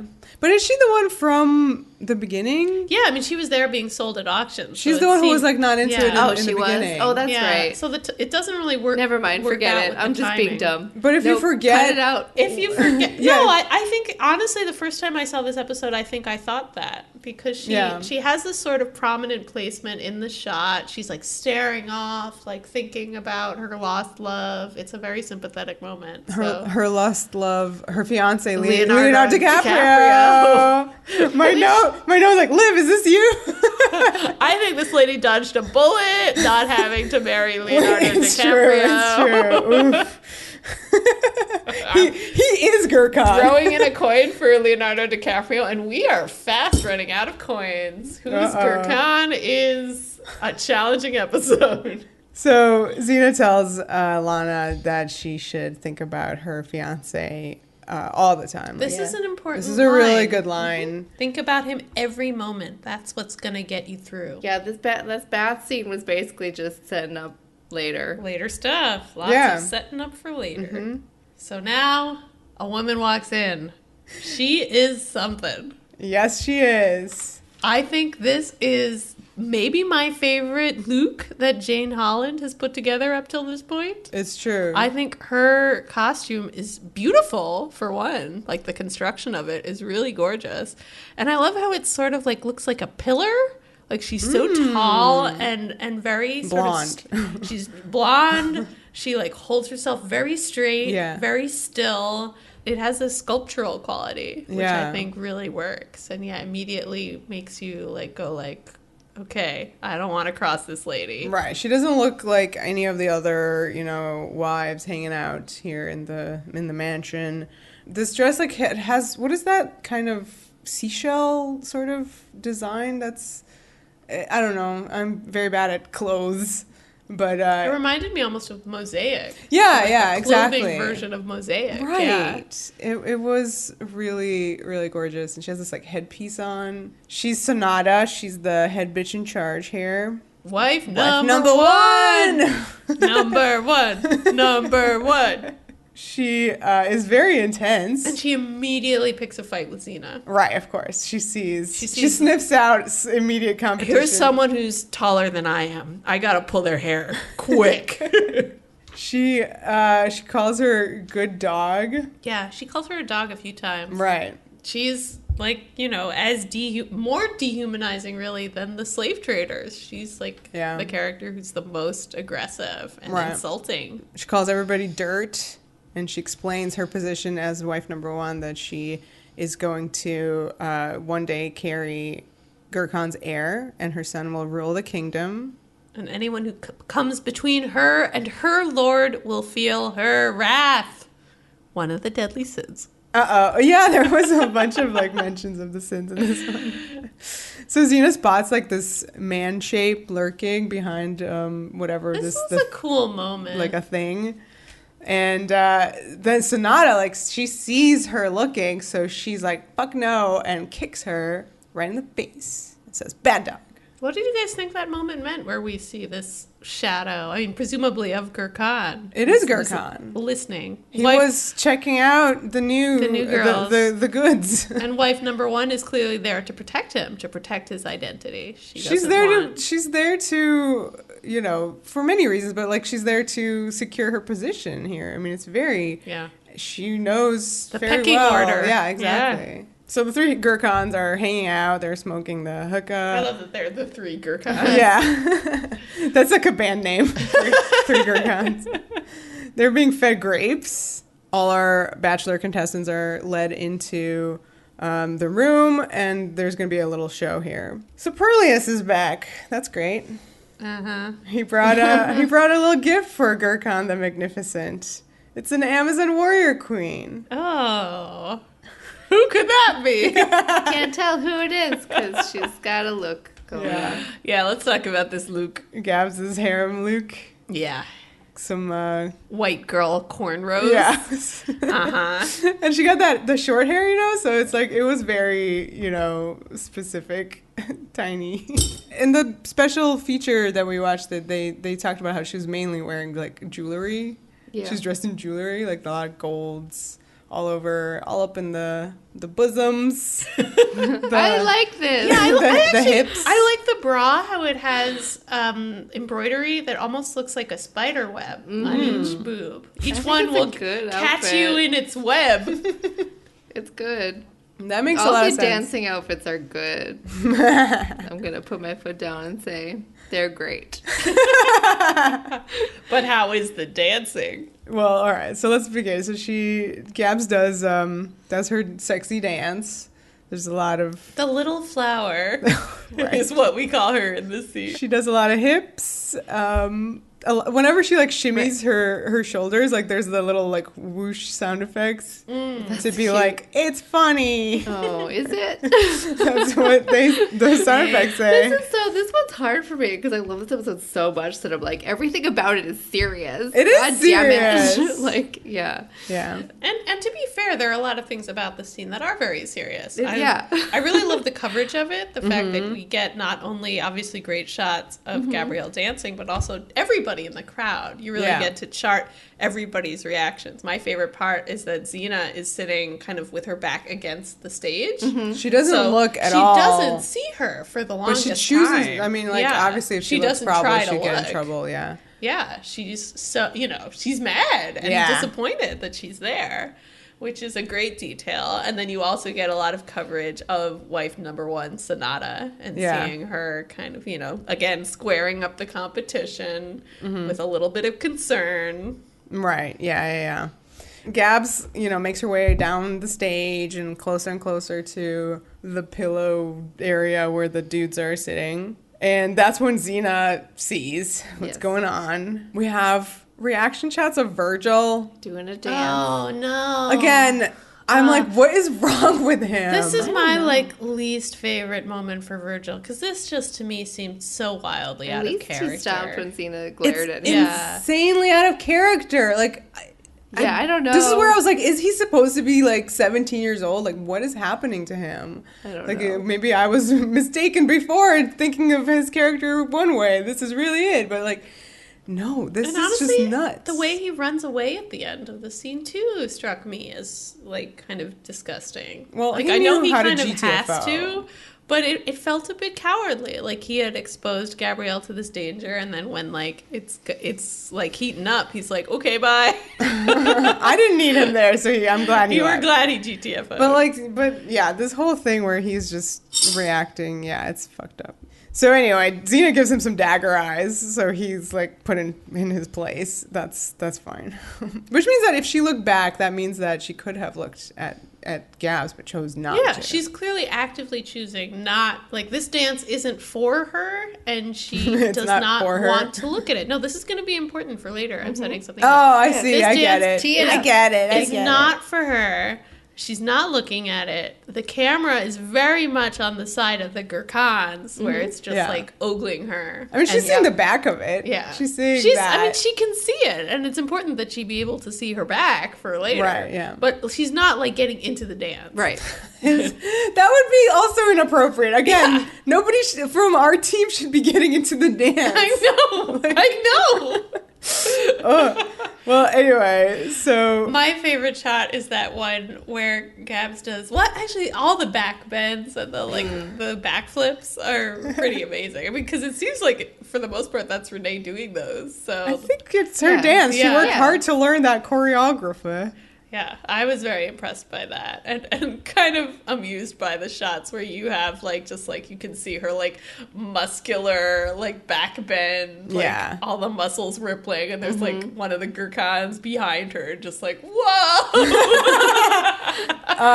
The other fun factor is that you see that some of the wives or whatever women in the harem are playing the instruments for this dance. Mm-hmm. I was like, oh my god, this music's diegetic. Yeah, it's happening right there. You thought she was dancing to nothing in the reality of the program? Well, usually it's not that music, So Gabs has a plan here, and she has a dagger in the small of her back, it's tucked into her bra. Right. Her plan is to go right into this and do a stabbing. Well, the problem is she doesn't know. She doesn't know who Gurkhan is. She just chose the guy who's closest to her. Yeah. And she zeroed in on him, and he definitely has his jaw on the floor because it's working. Her dance is working on him, but yeah, her knife is in her back like Wonder Woman. So Xena did it first. And Xena sees that dagger and tackles Gabs. Yes. One other thing about this whole sequence that to me complicates the whole idea of the male gaze and her kind of, putting her sexuality on display is just how, you have these shots where she's looking right into the camera lens with just such, homicidal fury on her face. Looking right into the camera lens. Yeah. A thematic continuation of shots by Michael Hurst for Gabs. Yeah. So to me, that seems so important that she is weaponizing her sexuality. She is literally trying. Well, they both do. Yeah, they both are. But I feel this particularly, that shot where Gabs kind of bends upside down and you see her upside down, angry face. Right. You're just oh, I'm scared. I'm not titillated. I'm scared. And I think that is important in this scene. It isn't just what? Katie's I'm not scared. I'm titillated. Yeah, you can be both titillated and scared. Oh, yeah. Just how I like it. So, yeah, Xena's on top of her. Oh, yeah. No, she grabs the dagger away from her, and she's like, trust me, I have a fucking plan. Don't fuck this up, Gabrielle, basically. And she knocks her out. Mm-hmm. Which, it's not a plan. The plan is as far as killed. I am going to I know what's going to happen to you, and I'm going to stop that from happening to you. Yeah, That's but she had a whole plan already. Like Xena was doing something. I know she was, but now it's like fucked. Okay, this is where I was like, okay, if she really wanted Gabs to stay out of this, she would have drugged her and told that ship to go somewhere else. That's what she should have done. She I just feel like had it Xena parked. had only half a plan. She just had a pla. Just a plot. She should have gone to greater effort to make sure that Gabs was out of it for the duration of her dealings in Mogador. So, I mean, this was an unplanned maneuver, but Xena goes and saves Gabs. She, once again, She basically throws her whole plan away, whatever it was she was going to do. She's like, well, fuck this, gotta save Gabs. Well, it's more like, I don't know if she throws it away, but this was just this was like a big wrinkle in her plan, and she had to deal with it It's first. a huge wrinkle in the plan. She has to get the knife away from Gabrielle to make it be that it is her knife, so that Gabrielle doesn't get sent to the dungeon and die. Right. Because there's no way she would have made it out of there. Yeah. Right. But Xena can. We hope. She says, she won't have Gurkhan before me. And then they knock her out. Yeah. And she falls on top of Gabs. Yeah. They're like this sad little pile. Yeah. I like that the way that we left the scene and went into commercial was with this like blur out. Oh, yeah. That was very cool. striking. Yeah. Another like special Michael Hurst touch. Well, probably Robert Field touch. Maybe. To me, it looked in camera because the exposure goes crazy too. Really? What I thought. You can definitely do this in post. Now you can. All right, so Xena's dragged away, and I like that when that happens, you see the camera goes to Sonata. She's like watching, and she's like, Yeah, she seems more suspicious of what actually happened there. Way suspicious. Yeah. You mentioned how she's like very tall and like, statuesque or whatever. Would it surprise you that she later played a Mord Sith on Legend of the Secret? That would not surprise me at all. She's good. I mean, we'll get to see her full acting talent towards the end, but like she like this is the sort of role where like you really want someone good in it. It's a small but important part of the episode. And she does a great job. Yeah, I thought all the hero women are good. Yeah, you good. have Xena has a checkered history with kind of third tier performers. They sometimes do cast people who maybe aren't there for their acting talent, and that is not true of this episode. Really, everybody is great. I even like the one Gurkhan that Gabs thought was the one. He doesn't have any lines, but he has an reacts amazing so face. much with his face. And actually, when we do find out who Gurkhan really is, like he's good too. Who is Gurkhan? I don't know. We'll see. Yeah, he's great. We'll talk about him some more. Xena torture sequence. Let's do this. Oh man, I can't believe we're here. Okay. Well, it's been 84 years, but yes, we are here. First, Gabs goes back to the room with all the other women, and it's just so she had actually left somehow to check if she could try and. She's been sneaking around the palace, like asking for stuff and trying to get to Xena. Yeah, and she failed because it's too well guarded. Right. Yeah. And then you have. But I like that they express the other women express their concern for Xena. That was a nice she's like touch. one of us. And I do like that this is a detail that Gabs tried something. Sure. Yeah. Well, we didn't need it, but it's fine. She's active. She's not just sitting there feeling sorry for herself. Okay, Torture Secrets, talk about it. Well, one of them is like, I hope she makes it. Oh, right. Like, she'll make it. Yeah, well, because she's Xena. But then you cut to dudes beating her up with their staffs. This is a montage. Yes. Of a lot of bad things happening to Xena. It's a lot of dissolves, right? It's very lyrical. Yes. It's like dissolve after dissolve after dissolve. It's like some TJ Scott in the house. Right. To some music. Yes. The music cue during the torture sequence is the music cue from the Gauntlet as she walks through the Gauntlet. So that's, This really is a gauntlet that she's going through. Yeah. And it's everything that Yo said in the bath. Like, beaten, manacled, etc. Left to die. There's a lot going on, and there's a lot of imagery. It's very violent. It's some of the most violent stuff thus far. Yeah, like on this the is. show. I mean, Specifically towards Xena as well. Yeah. Seeing Yeah. Xena not fighting back as she's beaten is very hard to watch. I mean, you have to give the Gauntlet like a little bit of props because that was like Yeah. way before, and that was pretty violent. Like Yeah. shockingly Very for the killy. time, especially on that show. But this is like next level, like 21st. No, yeah, yes, no, it's not 21st century yet. It's- Is it? it's 2000? 2000. It's Okay, 2000. yes. Yeah. Y2K.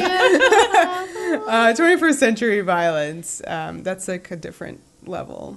Yeah, I think for me the most disturbing shot is that one where you see her chained arm and the blood Yeah. running down it, and you can't see her face. No. She's Ooh, just turned away from I the thought camera. my That's favorite good. is the one where she's hit and then she crawls and then it's like it's Zoe Bell's body, Oh. but it's a good crawl. It's like a very good The crawl. crawling lot is of- all, yeah. Yeah, A great physicality in very this good. episode. And, yeah, Like even right down to how you're talking about like Renee doing the dance and her back and her muscles and like you just Yeah. see that like I You don't see know. it. I just like when there's a little bit more of like that kind of real people doing things and getting hurt and being there. I don't know. It's just Yeah. it adds a texture to it that I the think, show like, usually doesn't have. There's more like bodily, like corporeality. You, Right. like really believe she's there. It's not cartoon violence. Right. This is like real You violence. feel like Right. yeah. she's being hurt. Yeah. So it sounds like originally in the original cut it was just done in sequence where Right, they just filmed like, okay, this is the torture scene. Yeah. Filming it. Right. So they did like all the torture stuff like in a row and they presented that. And Rob and them, they were like, holy shit, that's a little bit too violent. So tone it down, please, Rob Field. And the way that, he came up with it was to do all the dissolves.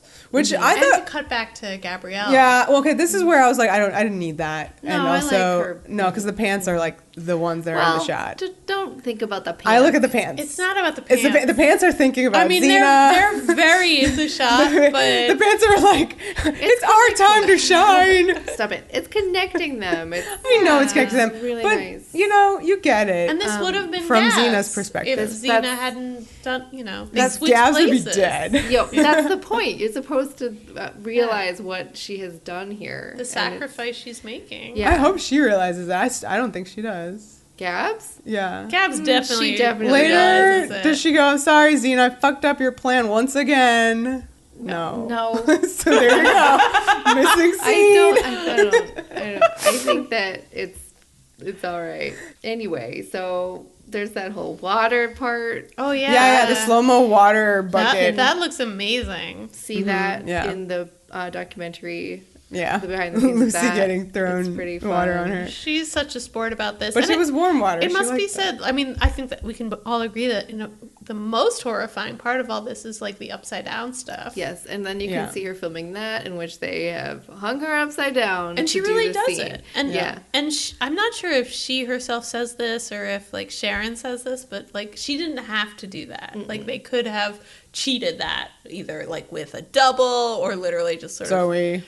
found ways of doing this so that she wasn't actually like suspended upside down like for 9 minutes at a stretch while they filmed a scene. Right. And she wanted to do it because she is Lucy Lawless and she's amazing. And she knew that that would be more real. And it certainly looks very real. yeah. Well, yeah, it does. Yeah.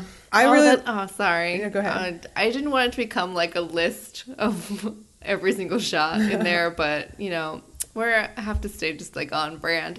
I love that one of her and sitting in the corner. Oh, yeah. like huddled. Oh, Right. that yeah. one's really, really painful. But see, that's where Rob Field's solution was like really good because not only did it kind of cut up the just straight on like violence, it also showed very, very classically the passage of time. So Yes. she's you saw the sun, like so she's been there for a while. You see the continuity of her wounds like change. So like she's obviously beat up, so she's bloody, but then it progressively gets worse.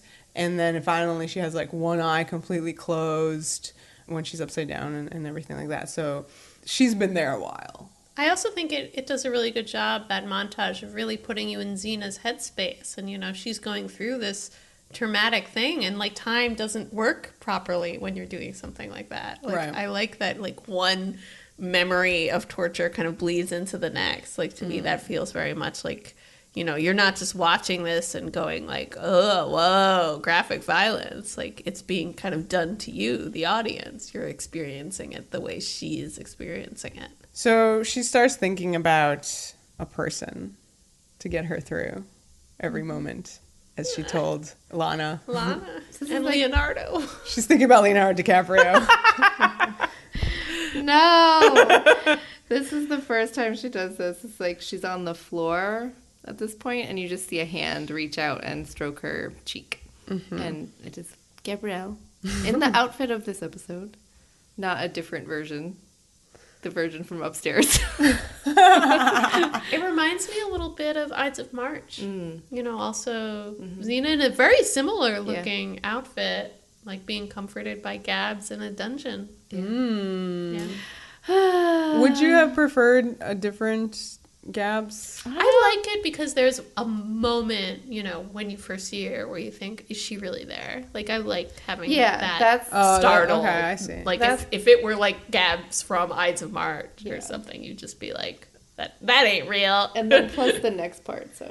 Yes, plus the next part, which we're about to talk about. It's true, but, well, it sounds like the original intent of the scene was to have, like, flashes of them, like, on horses. Yeah, I think she would literally almost, like, think herself out of the situation, like, disassociate by thinking of herself riding on horseback with Gabs along a beach. It sounds beautiful, but I like the simplicity of just her. Gabs is there with her. Yeah.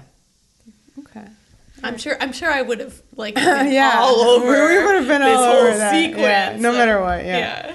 So the cheapest, easiest way was just to put her in that same outfit, like just right have there. her there in the just shot. as effective. Yeah, it's fine. It really is good. So Xena has survived her torture enough that she's upside down and she's visited by the real Gurkhan.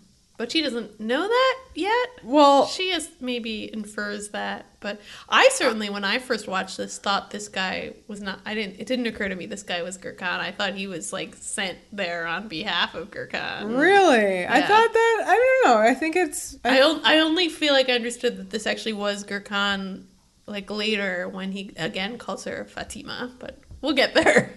Well, I don't know. He's been less...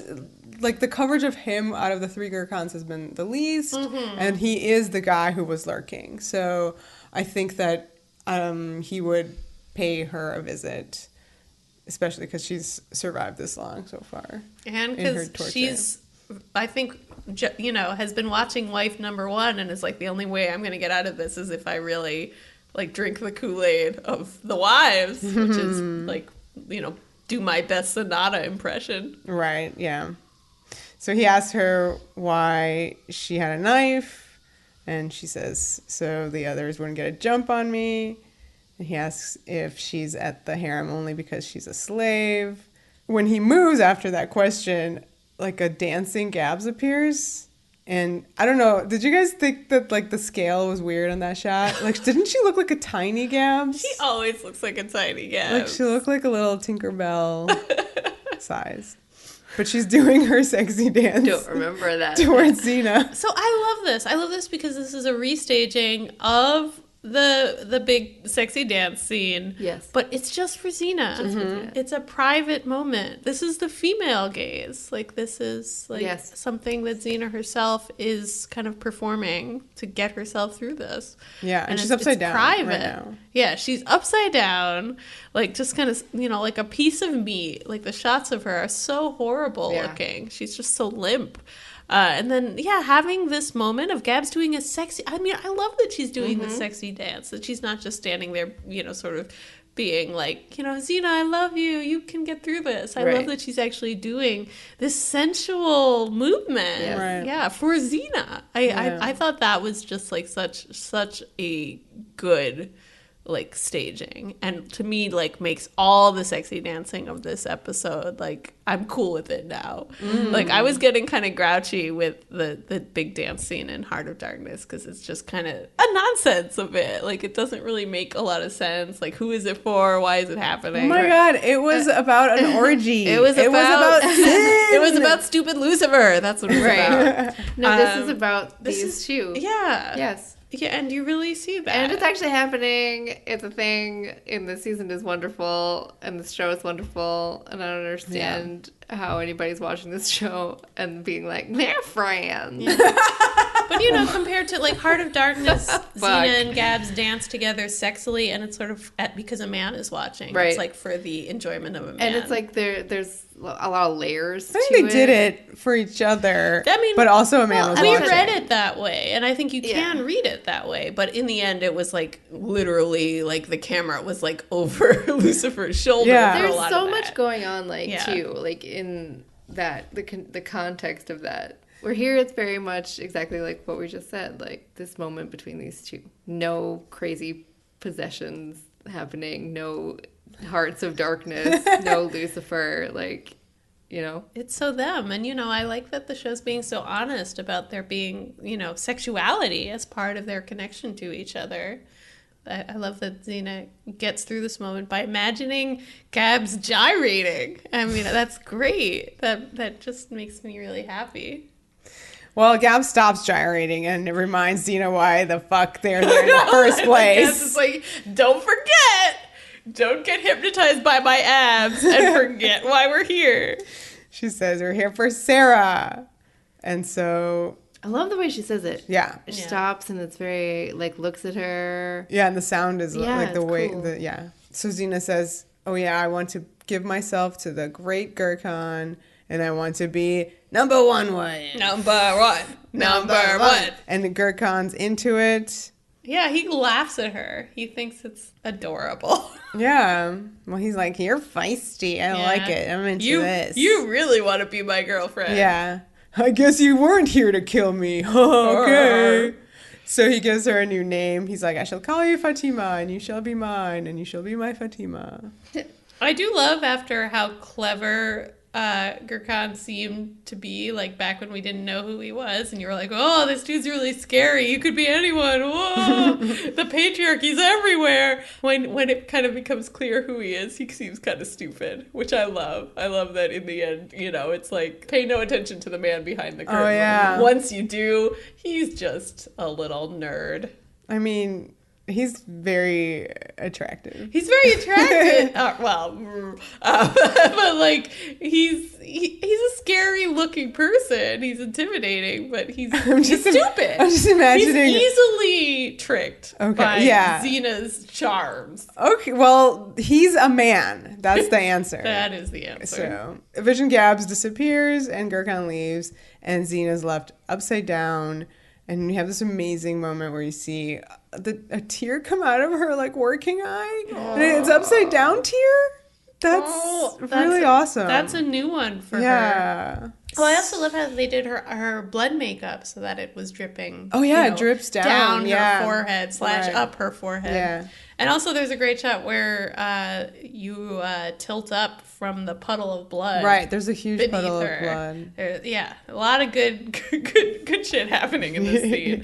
So we should say, like, at the end of it, like, the fans were very divided about this. A lot of people thought it even after Rob Field had tried to mitigate the violence to make it seem less brutal, that it was way over the line of how violent they felt the show should be.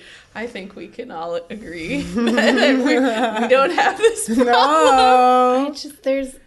No. I mean, this kind of topic is almost one of those ones that's just, you can't argue with it. Either you're a person who does not want to watch stuff that's uber violent, or you can watch it. I don't know. I'm not saying, like, we're right. It's so great and, like, wonderful to stare at, and you are crazy if you don't like watching it or anything like that. I just feel like, I don't know. For me, it's just one of those things where it's like, I love horror. I can deal with a lot of stuff, and like other viewers like don't like that. So it's like there's a personal taste that comes into things. That's true. With stuff like this, I think that is important to acknowledge. I just think that it's really fascinating the shift in what TV violence becomes around this time versus how it was. Like if you are used to the old time of like the way that, Xena was, this might be shocking for you, but it is, when you look at it kind of like it just as an anthropological study, it's really fascinating. TV changed so much between 1995 and 2000. Mm-hmm. Yeah, there's a really good an example from the X-Files where there's 2 episodes dealing with Scully's trauma. There's one called Irresistible from being I mean kidnapped. She's like kidnapped, and it's like it's a great Scully ep, okay? Yeah. And when was that from? Yeah, when was that from? Like 90 season 2, so like 94. And then there's a sequel to it in season 6 or 7? 7? She has very short hair. Shit. So it's definitely either 6 or 7. Katie's looking it up. We have to get this right. Horizon. Yeah. 7. Okay, so season 7. What year is that? 2000? 2000, okay. Also. So it's a sequel to that original episode, and the sequel has a massive fight between Scully and this serial killer who's, taunted her. And it's so violent, epically violent. And I remember talking to my science teacher in high school, who was my X-Files friend. Oh my god! I have so many questions. My religion teacher was my X-Files friend. Oh, that's in so high nice. school. I went to Catholic school. I had no friends. My social science teacher loved the X-Files, but I didn't know it at the time. That's right. Teacher you did not have a teacher X-Files. But she was she's the one who told me this. She was pointed that out. I didn't really appreciate that until much later, but she's 100% right. She was like, do you see how much more violent that was than the first encounter with, what's the name? Donnie Phaser? It's hysterical because that Donnie episode Phaser. is terrifying and so violent just generally, but that's the thing where it's there's not a the scene. Visual things that you do on TV and the fights and the stuff, it's just the things that you do. There was a terror that was internal, and then in the sequel there's moments where he literally picks her up because she's a tiny lady, Gillian Anderson, and throws her into her bureau mirror. That's fucked up. So this is good or bad for society, etc. Tangent. Yes. So I'm just saying that TV violence has shifted, and that's why you see a lot more blood on Xena now. Yeah. Okay. It's just what it is. It's just what it is. The standards have changed. And then now, I mean, that's a whole different. To be fair, I mean, I do think that, like you said, the Gauntlet had kind of mined this territory before. It was surprising. This is something that's always been encoded in Xena's character, which is men sometimes are violent to her and she can take it and she survives. That's who she is. Right. But it's interesting that in the Gauntlet, she got through it herself, and here she had Gabs. She has Gabs. And I think, that's so integral to the scene, is that it's really violent and upsetting. And then at the end of the upsetting violence, you get this, the hurt and the comfort. Mm-hmm. You get Gabs who comes and you understand that everything she's enduring, it's all for Gabs. Mm-hmm. And she can endure it because of Gabs. Yeah. So, I mean, I'm sure you could do a softer cut of this scene where it wasn't quite so violent, but would it have the same effect? I think that is debatable. Yeah, Debatable. Yeah. And I would say no. It would have less of an impact. Yeah, for sure. So more hurt comfort as Xena is brought back into the harem, and she falls into these soft pillows. I love that she doesn't fall until the guards leave. That's dignity. That is so the Gauntlet. Yeah. Again, so Gauntlet. It absolutely is. Yeah. Whenever there are men around, she's got to be strong. Yeah. And I love Gabs' face looking at her, just this. Oh, that's such an expression. She kind of takes a deep breath too, because she's knows how hurt she is, but is also happy because she's back and alive. Oh my god. And then anyway, Says she's Xena peachy. flops and yeah. She's peachy. Yeah. Gabs runs over to her and like picks her up. It's good. She only says she's peachy when she's like looking at Gabs with her one working eye. Oh, yes. It's really nice, It's actually. really It's not just nice. like a bit. It's not just a line. It's a moment of really feeling like, oh, everything is going to be okay. Yeah. Oh no, I love it. Help. So time has passed because her eye has healed enough to be like an amazing, sexy, gorgeous wound. But you boy. got to put an eyeball there. Yeah. Shake She's the jar. not. There's an eyeball there. Shake the jar. She doesn't have that dumb patch there. Okay, that's all I'm saying. I would have preferred no patch, but whatever. I love this overhead shot that sets up this scene, which is just like, it kind of How boring the spa harem is. Well, you just see them like I think like they're like putting on makeup and it's perfume. the spa, man. They're Yeah. getting manicures. They're getting oiled up. But you just each feel like other. it's this very female space. Yeah. and Oh, this yeah. Oh, Moment for of sure, kind of, for sure. The camera looks down on it, like Yeah. like not quite a part of it. I thought that was interesting. Xena and Gabs are kind of in their own corner.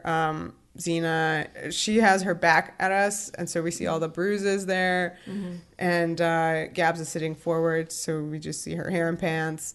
And then one of those servant women that we talked about before is, I guess she's like dabbing at Xena's wound on her arm. because she does. Oh, she makes a noise, Oh. the Xena, because it stings. She winces, I love yeah. that. And then Gabs touches it. Yeah, it was good. It was a good. So, It's a good time. yeah. We're devolving into help us. When is the good? I don't know. When is a good time in this scene to talk about the side boob? I don't even know. Maybe right when now. to bring it up. I think you should bring it up Just, now. yeah, side boob. Okay, that's happening. Yep. In the scene. It's there. It doesn't have any bronzer on.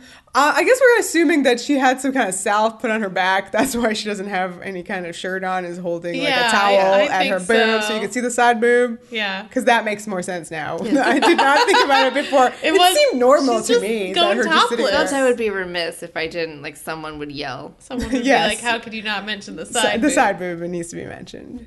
No bronzer on the side boob. It's A very white boob. Is it on her face? Like what's happening? Yeah, she's always pretty tan. Not in this episode. She just got like the crap beat out Watch of her. it again and look at the side boob. The side boob is like a little sliver of pale, The side boob pale is moon. Side boob is always covered. That's why. That's normal. Like people's faces are uncovered Wait by a second. clothes. That's true. The pool is reflecting a cool light Unless you on do a them. lot of topless Oh, sunbathing, boy. which I guess Xena does not. You would think she would. She's very comfortable being naked. Yeah. Gabs says that she's thinking about her family Mm-hmm. and how she didn't have a chance to say goodbye to them. Unlike Xena, who got to talk to her ghost mom. Oh, shit. Her burned at the stake ghost mom. And Gabs thinks that Sarah's not at the harem. But Xena's like, yeah, no, she's yeah, she knows Xena that knows she who it is, I feel like. I don't know. She's so emphatic. She Now has she's like, suspicion. she's here. Well, you know Believe it. what? How this is no. How would the fuck would she know that it was She's her? read the script. Okay. How does Xena know anything? This is what I'm saying. Like, Remember that time Xena knew the Furies were involved Oh, shit. based on no evidence?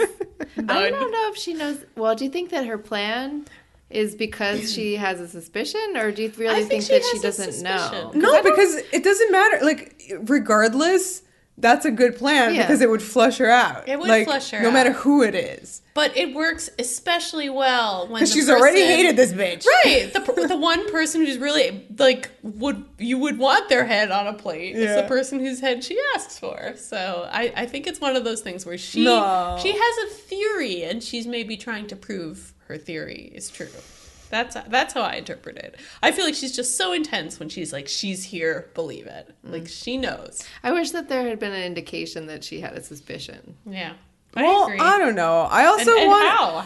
how did that get Yeah. put together in her head? Don't you just want her to say that because she's like, look, bitch, I was in the dungeon for like 5 days. Like, she's here, you know? Like, we're going to find her no matter what. I mean, yeah. We're going to call one of them Sarah and take her home. Hey, Willa, is this Sarah? would you like it to be? All right, guys. Yes. I turn on the serious switch. Oh. Okay. We're back. Oh, sure. So in this scene, Xena says that Gabrielle can do the assassinating. Right. That's intense. She's That like, is intense. Why do you think she does that? you can do it, and oh my god.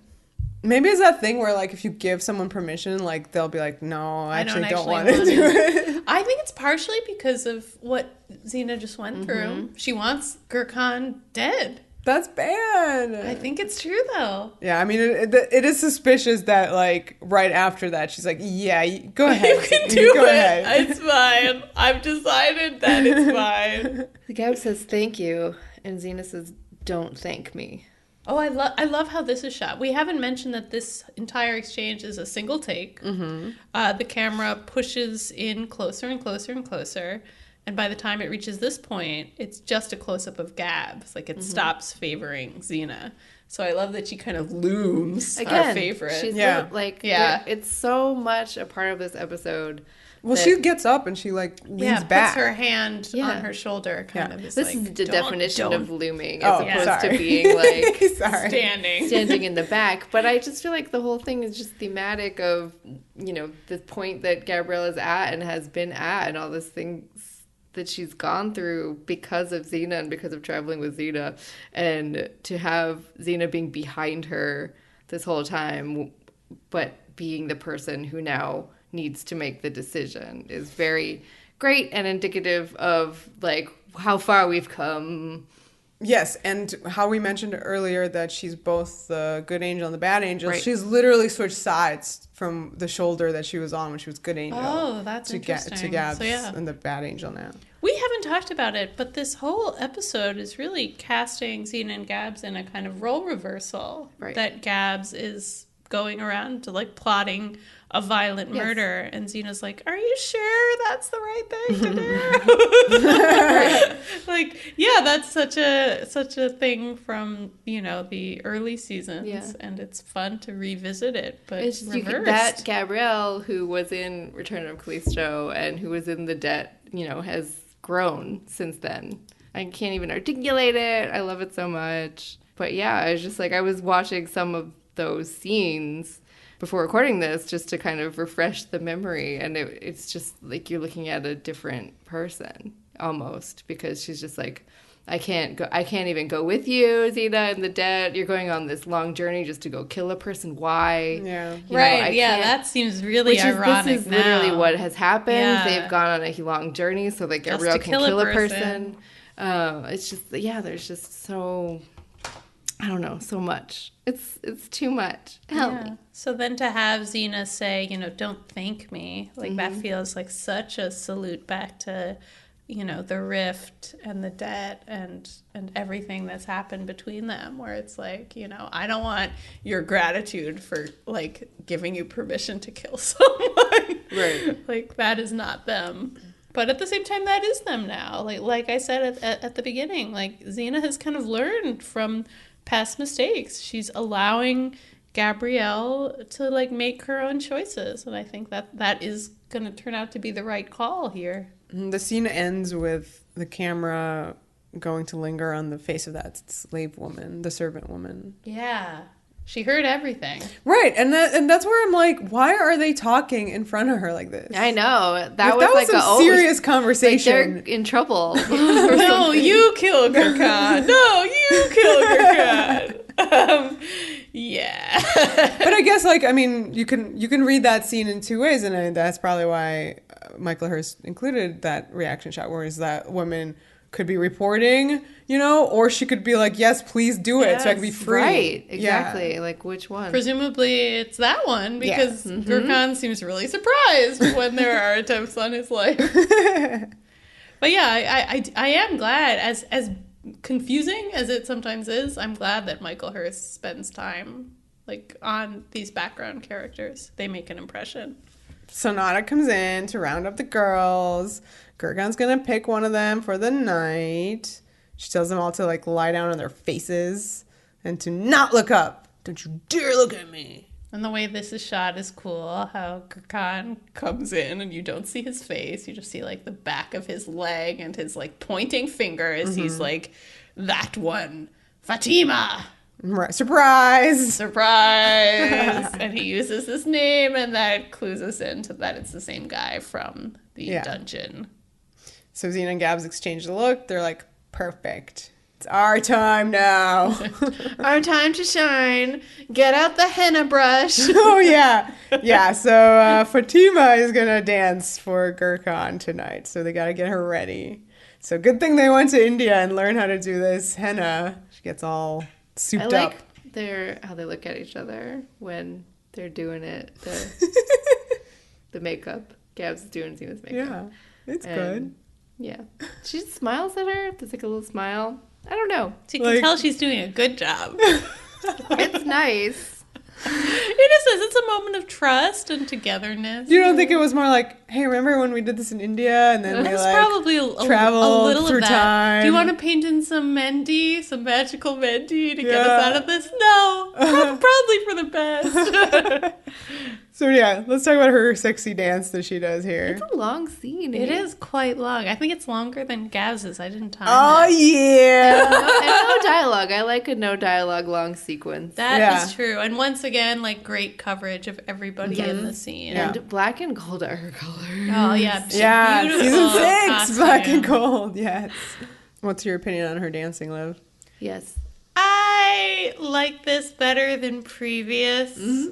Yeah. Specifically the previous veil. What was the Dance of the Seven Veils or whatever? The 3 veils. I can't remember which episode that is. That was Autolycus. Yeah, it's first season, so some early shit. Okay, yeah. Royal Couple of Thieves, I guess. Oh god. You know, I think it's a little better when she's not like using her legs. So like, why don't you say the thing from earlier that you had said about Lucy and dancing? Lucy actually had a great interview for Heart of Darkness where she talks about her dancing there.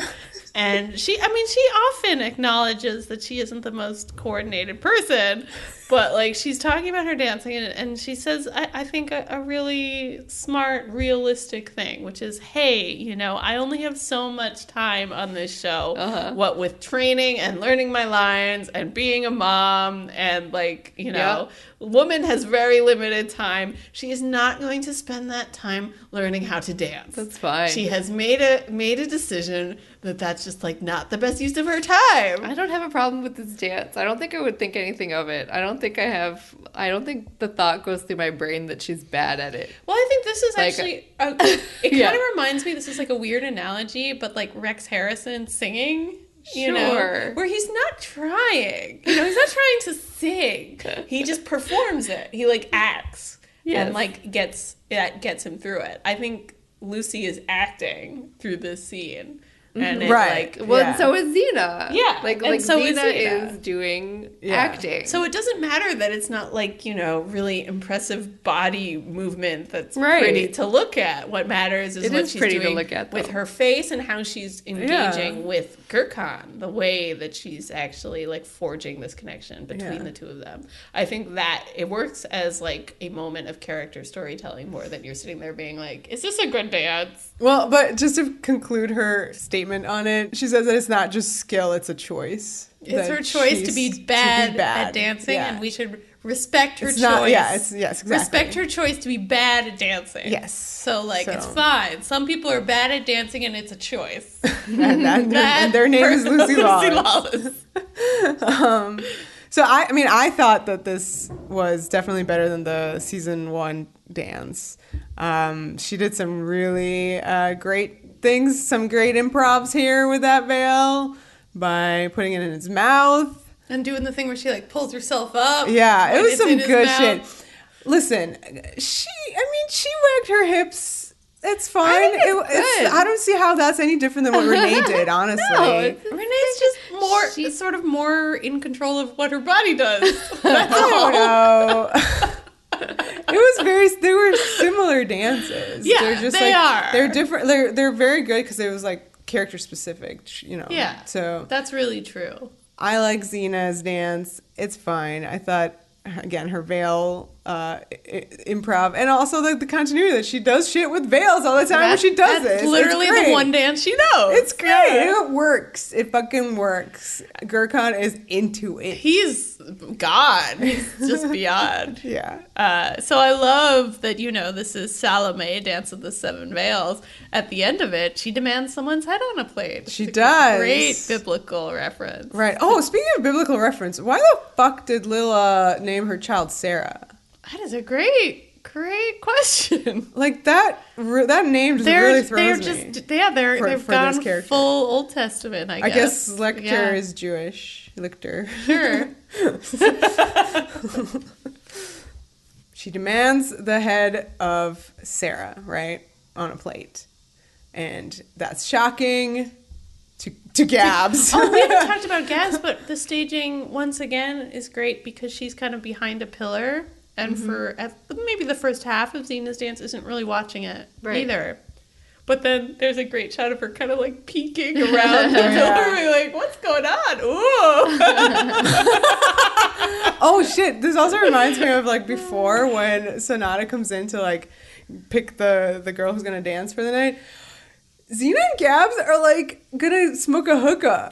Oh yes. Like Xena's like holding it, being like, "Len, this is how you do it," or something, and then it's like they're interrupted. Where's that fanfic? Yes, like, please. It was just fascinating. That was what they were doing. Yeah. So Gurkhan laughs and he, snaps his fingers. He goes along with it. Yeah. He's confused how she knows the name, but then just doesn't. He doesn't care. He doesn't care. He's just like, that's cute. That's adorable. You're so adorable. It's fine. Right. So his fingers are snapped, and then Sonata comes forward and she's like, Gurkhan, how can you do this? I love this because she reacts with such, first she's like really hurt and upset. But then Gabs, like, has the oh my god moment, it's you, and, like, stares at her. And she sees Gabs looking and thinks that Gabs is, like, shocked to see wife number one being a normal human with vulnerability. And then just, like, gathers herself and, like, sticks her chin in the air. Yeah. It's just like, no, I'm proud. I will walk off to my death. Goodbye. I noticed that, too. And also the fact that she doesn't get taken by the guards. She literally walks out to the dungeon to her death, and they follow her. Yeah, I think it's amazing. I think it tells you so much about this character and how saving face is just the most important thing for her. Like that she's been doing that for so long that's all she knows how to do. Right. Now that she has been revealed to be Sarah, I agree with you that she is good at acting. I do not buy this character as part of their family. Just physically. But I don't think that she looks like related to Gabrielle and Lila. The seed is stronger. She's tall. She looks like Lictor. She's definitely tall. You don't know what he looks like. But she's blonde. No. Many people are. Yeah, I just don't buy it. I don't feel like she's their family. But she's very good in the scene with Gabs, and I think it's very sweet and touching and good, that scene, so I like it. But yeah, I'm just like, I don't know. It bothers me how much, I don't feel like she's Lila's daughter. Well, she's not anymore. That's true. She's changed a lot. Well, Xena's sexy dance has moved into Gurkhan's bedroom. She says she has an idea to spice things up even more, whispers it in his ear. He's into it. I was amused by this shot, too. Once again, she kind of looms out of frame when she's whispering in his ear. You're just on his face. Yeah. Lighting and he's up. like, oh, yeah. Okay. Yeah. And obviously the idea is to bring in Gabs for the night as well. So this is an amazing thing. Right. Xena is doing all this to basically set him up to be killed by Gabs. Right. So can we just take a moment to discuss how amazing his mattress is? Sure. Casper mattress. That is one big mattress. That mattress is as big as my bedroom. I want that for me. I want a Harem mattress, please. Yeah, I was really into it. Okay, so Xena straddles him, and he's all like, yeah. And then, bam, she puts like an immobilizing pinch on him. I love the shot of Gabs walking in, and you have the like POV from behind Gabs looking at Xena on top of this guy. I don't know, it's just a good shot. Yeah, I have to say, for a second, I was kind of into it. I was like, all right, we could do a threesome. That's not even what I was thinking. It was just like, I don't know. It's Take a pause on the murders. Let's just have the threesome first. Do the threesome. Okay. Just the idea of all of this, what's happening in the scene. I don't know. No, it's great. Yeah, I agree. And she's beckoning Gabs like in a sexy way to come do a murder, which is amazing. Mm-hmm. Yeah. So he's immobilized, and she hands Gabs a dagger. And she says, if you're going to do it now. This dagger is beautiful, by the way. We get it in, like, glorious close-up, and you see just the amount of work that just the simple little prop they've done to make it look appropriately North African. Yeah. Xena backs away. She kind of goes off the bed to stand, and Gabs climbs on top of him. She shoves a dagger in his face, and she threatens him. We think she's going to do it. Oh, yeah, for sure. She's definitely going to do it. He thinks it for sure, too. But then she backs off. She says, if I kill you, you win. I become like you. I love that like her voice prior to this has been really, like, threatening. You know, she's like, you know, are you afraid like my mother, you know? Yeah. But she says, if I kill you, and then suddenly her voice gets sort of soft and high. She's like, you win. Like, I love it. You really see the turn just based on how she's delivering that line. This is the scene that Renee said was inspired by Hamlet. That's because she had some issues with this whole plot line. She felt like her character had kind of gone through stuff like this already. Well, yes. I mean, many a time, actually, at this point. And, like, she wasn't really sure how to make it different for herself. And I think she had to think about it as they keep reiterating through the episode that it's cold-blooded murder. That this time it's this premeditated revenge. And that led her to Hamlet, because that's kind of what Hamlet is wrestling with, too. Is, like, how to do something that you know has to be done, but, like, you don't want to do it. So, like, I love that this scene, she really plays that kind of internal struggle that Hamlet is going through. Like, she's doing it here with her voice, especially. Yeah, so good. And it echo, I mean, I understand what she's saying, too, because, like, the whole, you know, the idea of the fourth season being just about, like, murder in general. So, yes, they add in the, like, cold-blooded assassination part, but that's kind of what I was talking about before, where, like, there are the episodes that are about this specific thing, like Return of Callisto, where she wants to kill Callisto because Callisto killed Perd. Like, she doesn't know how to do that. She can't do it. She's never killed anybody before. It's literally the whole, like, we're not even close to her losing her blood innocence yet, etc. And then you have the debt, which isn't about her. It's about Xena. We are, you know, past it, but just a little bit.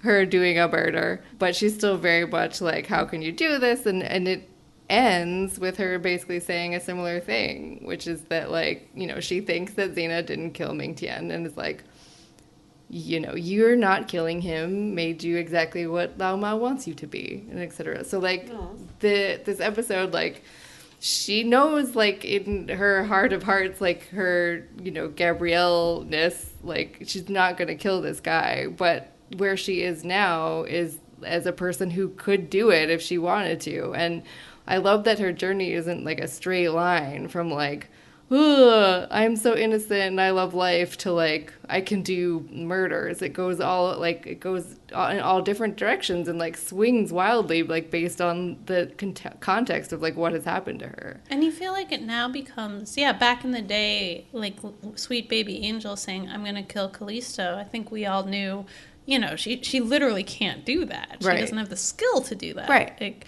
she's just going to get herself killed. Here, it becomes a much, like, harder decision. Like, it feels like the easy thing to do almost would be to kill this guy. He's immobilized. She literally just can cut his Xena, throat. like, she does need Xena's help. Like, Xena and Eve are not necessarily incorrect that, like, her just kind of jumping into this is, like, they call it a suicide mission. Like, she can't do it. I think that, like, She'd get pretty far. She might kill someone, but it would definitely lead to her own death. But like, you know, I think here she's kind of doing the hard thing, which is she has all this skill, she has the will to do it, and she's, you know, she has the opportunity, and she's like, no, I'm not. I'm going to resist it. Right. I think that is, you know, a really important moment that we haven't seen from the character. Not like, oh, hey, this is the wrong thing to do, but her being like, I could do this, and I'm not going to. But then she beats the crap out of him. It's great. I love like, you know, she like is like, no, I'm not going to do it. Steps away. He looks relieved. Then she comes back and is like, I hate you. Yeah. Pushes his face away and then steps away again, and he's relieved again. And then she's back like kicking the shit out of him. I know, it's so good, but even that, so annoyed at myself for just making everything. But even that is like, when you think back to like sweet baby angel Gabs and, you know, the cycle of hatred and the way, so just to have a moment where she can be like, I hate you, is great. It is, because it's a human emotion that like people have, especially when people have killed your family. She said that to Callisto. Yes, that's right.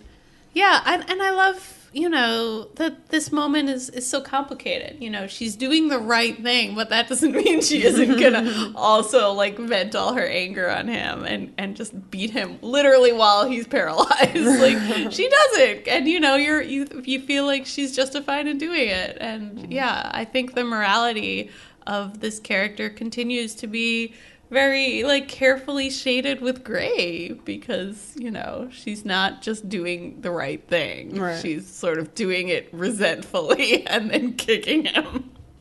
So now they go to visit Sarah in the dungeon. And this is a good scene, despite her not looking like she's related to anybody. This is a great scene. Yeah. I really love how she plays this. I love, you know, she's swaddled in this blanket and her hair is down, so she immediately looks very different from wife number one. Right. Like her hair, because it was like braided into that headpiece or whatever. Like, so the front is very curly and weird, and like the back is like the straight. I mean, it's part of it. It's interesting. That's realistic. Yeah, and you can actually see like her jewelry kind of cast aside on the dungeon floor, like ripped off her, which I thought was a nice touch. She's been sort of humiliated, and as she says when Gabs and Xena come in, like, all like the humiliation continues. Like, like for her, like they're like catching her with her pants down, and she's still trying to save face. That's still her primary concern. She's like putting on this front. And Gabs is just being, you know, so sweet and insistent. And I love how she kind of, like, just keeps edging forward. Yeah, just very slowly. And telling her why they're really here and introducing them. Gabrielle and Xena. They're Gabrielle and Xena. And she's like, what? And I love that she doesn't explain, because she knows, you know, any child of Lilla's is going to know everything about Gabrielle and Xena. But I mean, doesn't she go like, that's impossible or something like that? She says that's impossible. Yeah, she's like, well, that's impossible. You're too young. I love that. Also, you were dead. Yeah. That's what she... You're too young and too alive. Yeah. And so this is another moment where I just love that Xena stays in the doorway. Yeah, like just this watches is for the Gabs. whole scene. She should not get involved. She looms. She doesn't say anything. She looms, in the background and reacts with her face. Oh, there's a lot of amazing face reaction. So Gabs kind of, she proves her identity by saying, you know, her mother's name. And I love the way that Sarah's face changes when she hears her mom's name. You know, there's just the softening of it. Like that facade drops away. It's a really magical moment. And then when Gabs kind of kneels next to her, you know, it's really powerful how she just freaks out. She's just like, don't touch me, like, get away from me. You know, and you, like, I actually kind of dislike then how the scene spells out her trauma a little bit. I hate that. Because, like, I felt that this said it all. The fact that she freaks out when Gabs tries to show her affection, and then, like, once she kind of calms down a bit, the fact that all she can say is, I'm so ashamed.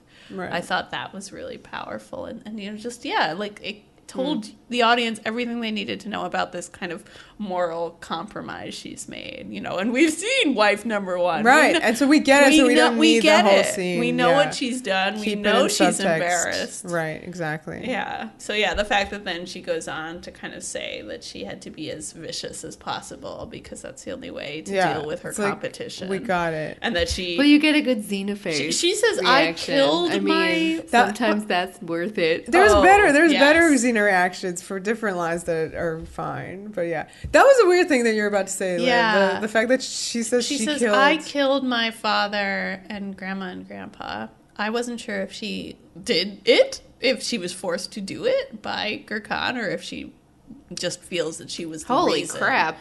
I don't know. It was just a very odd phrasing. I thought she felt like she was the reason. Responsible for it. I guess. Yeah, that may be true. But, Gabs' response is, that must have been so terrible for you. I don't know. It made me wonder if there was more to whatever happened there than we can know. And that's part of why she's such a damaged, twisted person here. I don't know. But, yeah, what is your favorite moment of Xena reacting? Oh, I really love when Gab says, nobody blames you, everybody understands you were just a child, and the camera pushes in on Xena, because I thought that moment was about very Xena. much about Xena. Yeah. We know she was 16. Yeah. Yeah, in Amphipolis, when Lysias dies. So, yeah, this whole conversation felt very much about, the deep issues of the show, and it's really great writing, which is why the moment where she kind of says that's where too much, right? Because I was like, that scene should have ended there, because after that, Sarah kind of overshares, with her text. But the acting is so good, and it reminded me a bit of The Searchers, which also sort of has, Natalie Wood shows up at the end for sort of some drama, but she never gets a moment like this. She never gets to explain herself. I really love that what Sarah's been through, her character and her central trauma and pain becomes the climax of the episode. And I think that's really respectful and fair for an episode about this subject matter. So question, so this was 8 years ago. Do you think she legitimately is wife number one? Because 8 years ago that he was described as Gurkhan, a raider. He seems like he's a king now of this kingdom, much that more she's been with him established. For his rise. So do you think she's legitimately the first girl he picked up for his wives? Or do you think she ousted? I think she survived 1 or 2 wives already. I think she survived a lot. Yeah, okay. I think she too had to work her way up through the ranks. Yeah, but that makes more sense in general. So they hug, and Xena interrupts them by saying that they should go. Sarah's like, well, you can't get out of here. There's all the guards and stuff like that. And Xena's like, well, we have a loophole. She grabs Gurkhan, who's been standing there behind the door the whole time, and puts him in a headlock. Yeah, she headlocks him into the scene. Yeah. It's pretty funny. And also just something about the visual pun of saying there's a loophole and putting her arm in a loop with his head in it. I liked the only silly moment of this whole episode. I kind of liked it. I'm sorry. I needed a little laugh moment. Okay, that scene was very dark. So then Xena goes to the harem, and she's like, hey guys, you get a cruise, and you get a cruise, and you get a cruise. And they literally react like an Oprah audience. Yeah, they're like, I'm looking under my seat. Okay. And they all run out. And then what happens to Gurkhan? So he's dressed in Sarah's shawl, and he's sitting in the dungeon. Still parallel. He's paralyzed. Paralyzed. And he can't talk, I guess. That's the thing, part of the pinch. The dude comes, and he beheads him, but it's weird because you wouldn't do it through a shawl. You know what I mean? He just wouldn't do that. And he just looks... his head looks so different. Well, it was from covered. Sarah's it was covered. Head. There was no head. They didn't see any. You need to look at part of the head. That's the weird thing, is that they saw this lump of a human under kind of a veil. Eyeballed where the bed would be. They left him there like that to be beheaded this. But Which did is they think basically he was going to murder. be beheaded, or they were like, we'll cover his face so that they just kill him? Because then, what the fuck was the point of literally everything? Like, Well, they didn't do it. They didn't do it. They I left suppose him- they left it up to chance. yes. Left it up to They chance. It's could- an indirect. They could have looked at the face of this person. Yeah, it's an indirect. It's an I just indirect like murder. I guess I could say like Xena just doing it anyway, but She did not. It is. I have to say that if you pick this one apart, it gets a little slippery. I think they're fine with indirect. indirect murders Direct are okay. is fine. I was annoyed by Indirect- this. Yeah, Yeah, but that happened. they basically killed I mean, Gurkhan. Yeah. but I mean, he's gross. He's gross. He deserves it. but, sure. Well, who deserves what? Uh-oh. Oh, Okay, so back on definitely the boat. deserves murder. On the boat, we have the Rob's favorite dolphin shot, which means that it's all cool now. We're good. Dolphins Yeah. are nice. Gab says to Sarah that her mom will be so happy to see her. And Sarah's like, how could she ever love me again after what I've become? And Eve says, you don't know mothers very well, do you? I don't like any of this. I don't like ending this episode on this button hilarious comedy moment of them being like, Gabrielle's being We're like, all you've horrible. come to the right place. And then Xena smiles. And it's The just like, we're all smile's crazy, really murdery, crazy people here. It's a little like La, la, la. What? the disturbing Eve Xena dynamic from the scene that we were talking It's about. true. Except It's now part of it's been that, extended to everyone, where they don't all like laugh it. at being murderers. I don't Right. So like the it. exact line Sarah says is, "You don't understand. I've done terrible things. How Yes. can I ever be forgiven?" And so there's all these meaningful looks between Eve and Xena and Gab. So it's like, We get it, but it's also Boy, are weirdly you ever in the glib. right company? Yeah. Oh, it's glib. Yeah, I hate it. Oh, I hate it so much. And especially, because you're already feeling a pang of doubt because, like, after all of that about not killing Gurkhan, they basically do kill Gurkhan.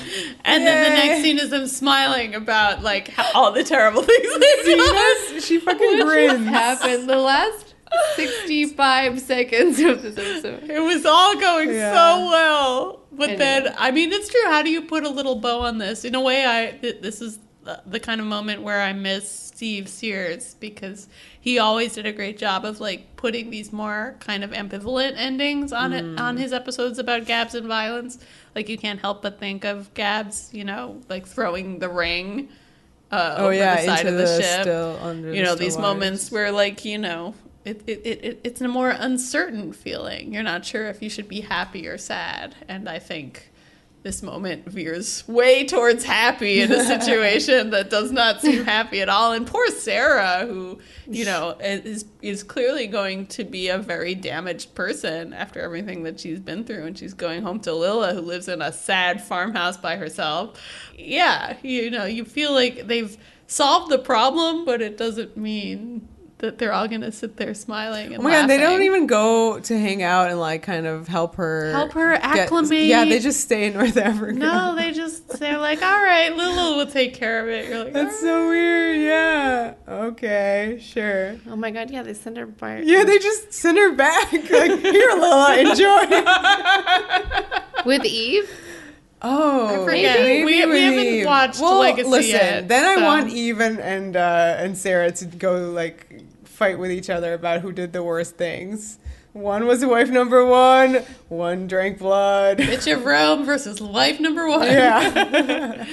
Yeah, I mean, it's honestly all been so great up till this point that I don't mind. Like, I think, you know, the fact that the show is putting this kind of moral questioning back at the center of things in general is great. Like, you know, you compare it to something like Heart of Darkness, which was just like, people are evil when their hearts turn black.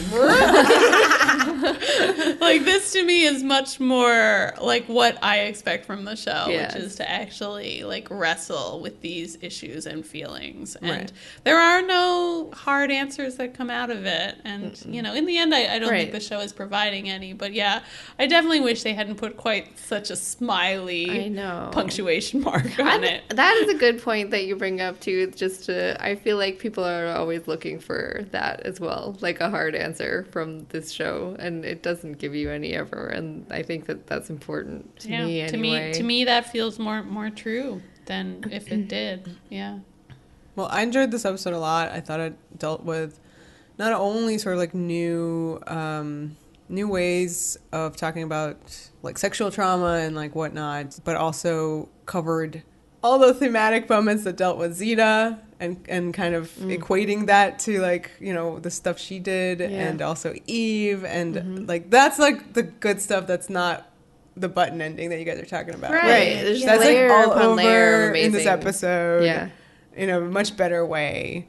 Without dialogue sometimes, even just faces. Yeah, it definitely lets the visuals tell the story, which I think is a very Michael Hurst trait. Yeah. So I really enjoyed it. It's a big one. That's why it's 3 hours long. Oh boy. Well, remember when we did The Debt as one episode? They were both episodes, but it was this long. Yeah. If we did, I mean, the that's thing impossible is, now. That we're at 6th season of Xena, we There's have a references stretching back through all those years of TV. Right, like we gotta so talk many about. episodes. Yeah, I think the longer the show goes on, the more depth these kinds of episodes can attain. Exactly. And that's why something like Who's Gurkhan is so powerful, because it's just like, there's so much baggage. Yeah, I used to have half a page of notes for an episode. Now it's an entire notebook for one. Crazy.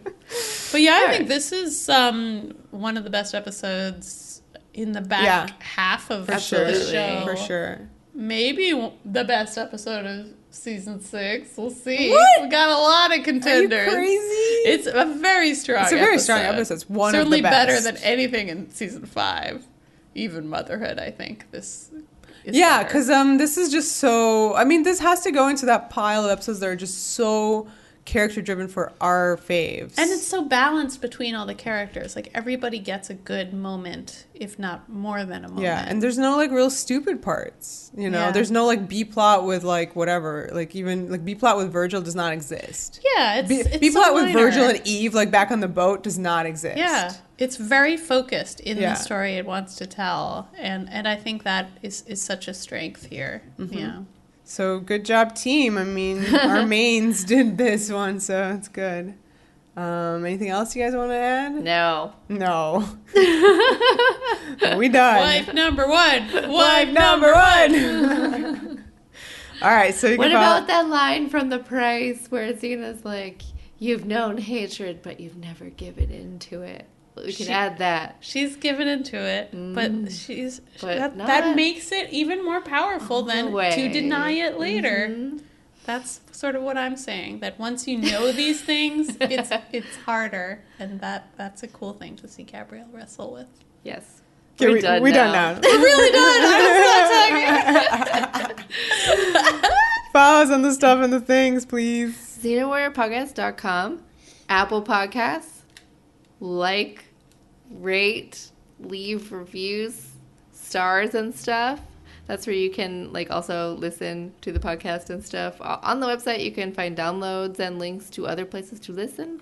We are on all the social medias, but under different things. Like, for instance, on Twitter, we are at Xena Warrior Pod, Facebook, Instagram, Tumblr, Xena Warrior Podcast. That's all. No, Patreon. We're also on there. Patreon.com/Xena Warrior Podcast. The power. The passion. The podcast.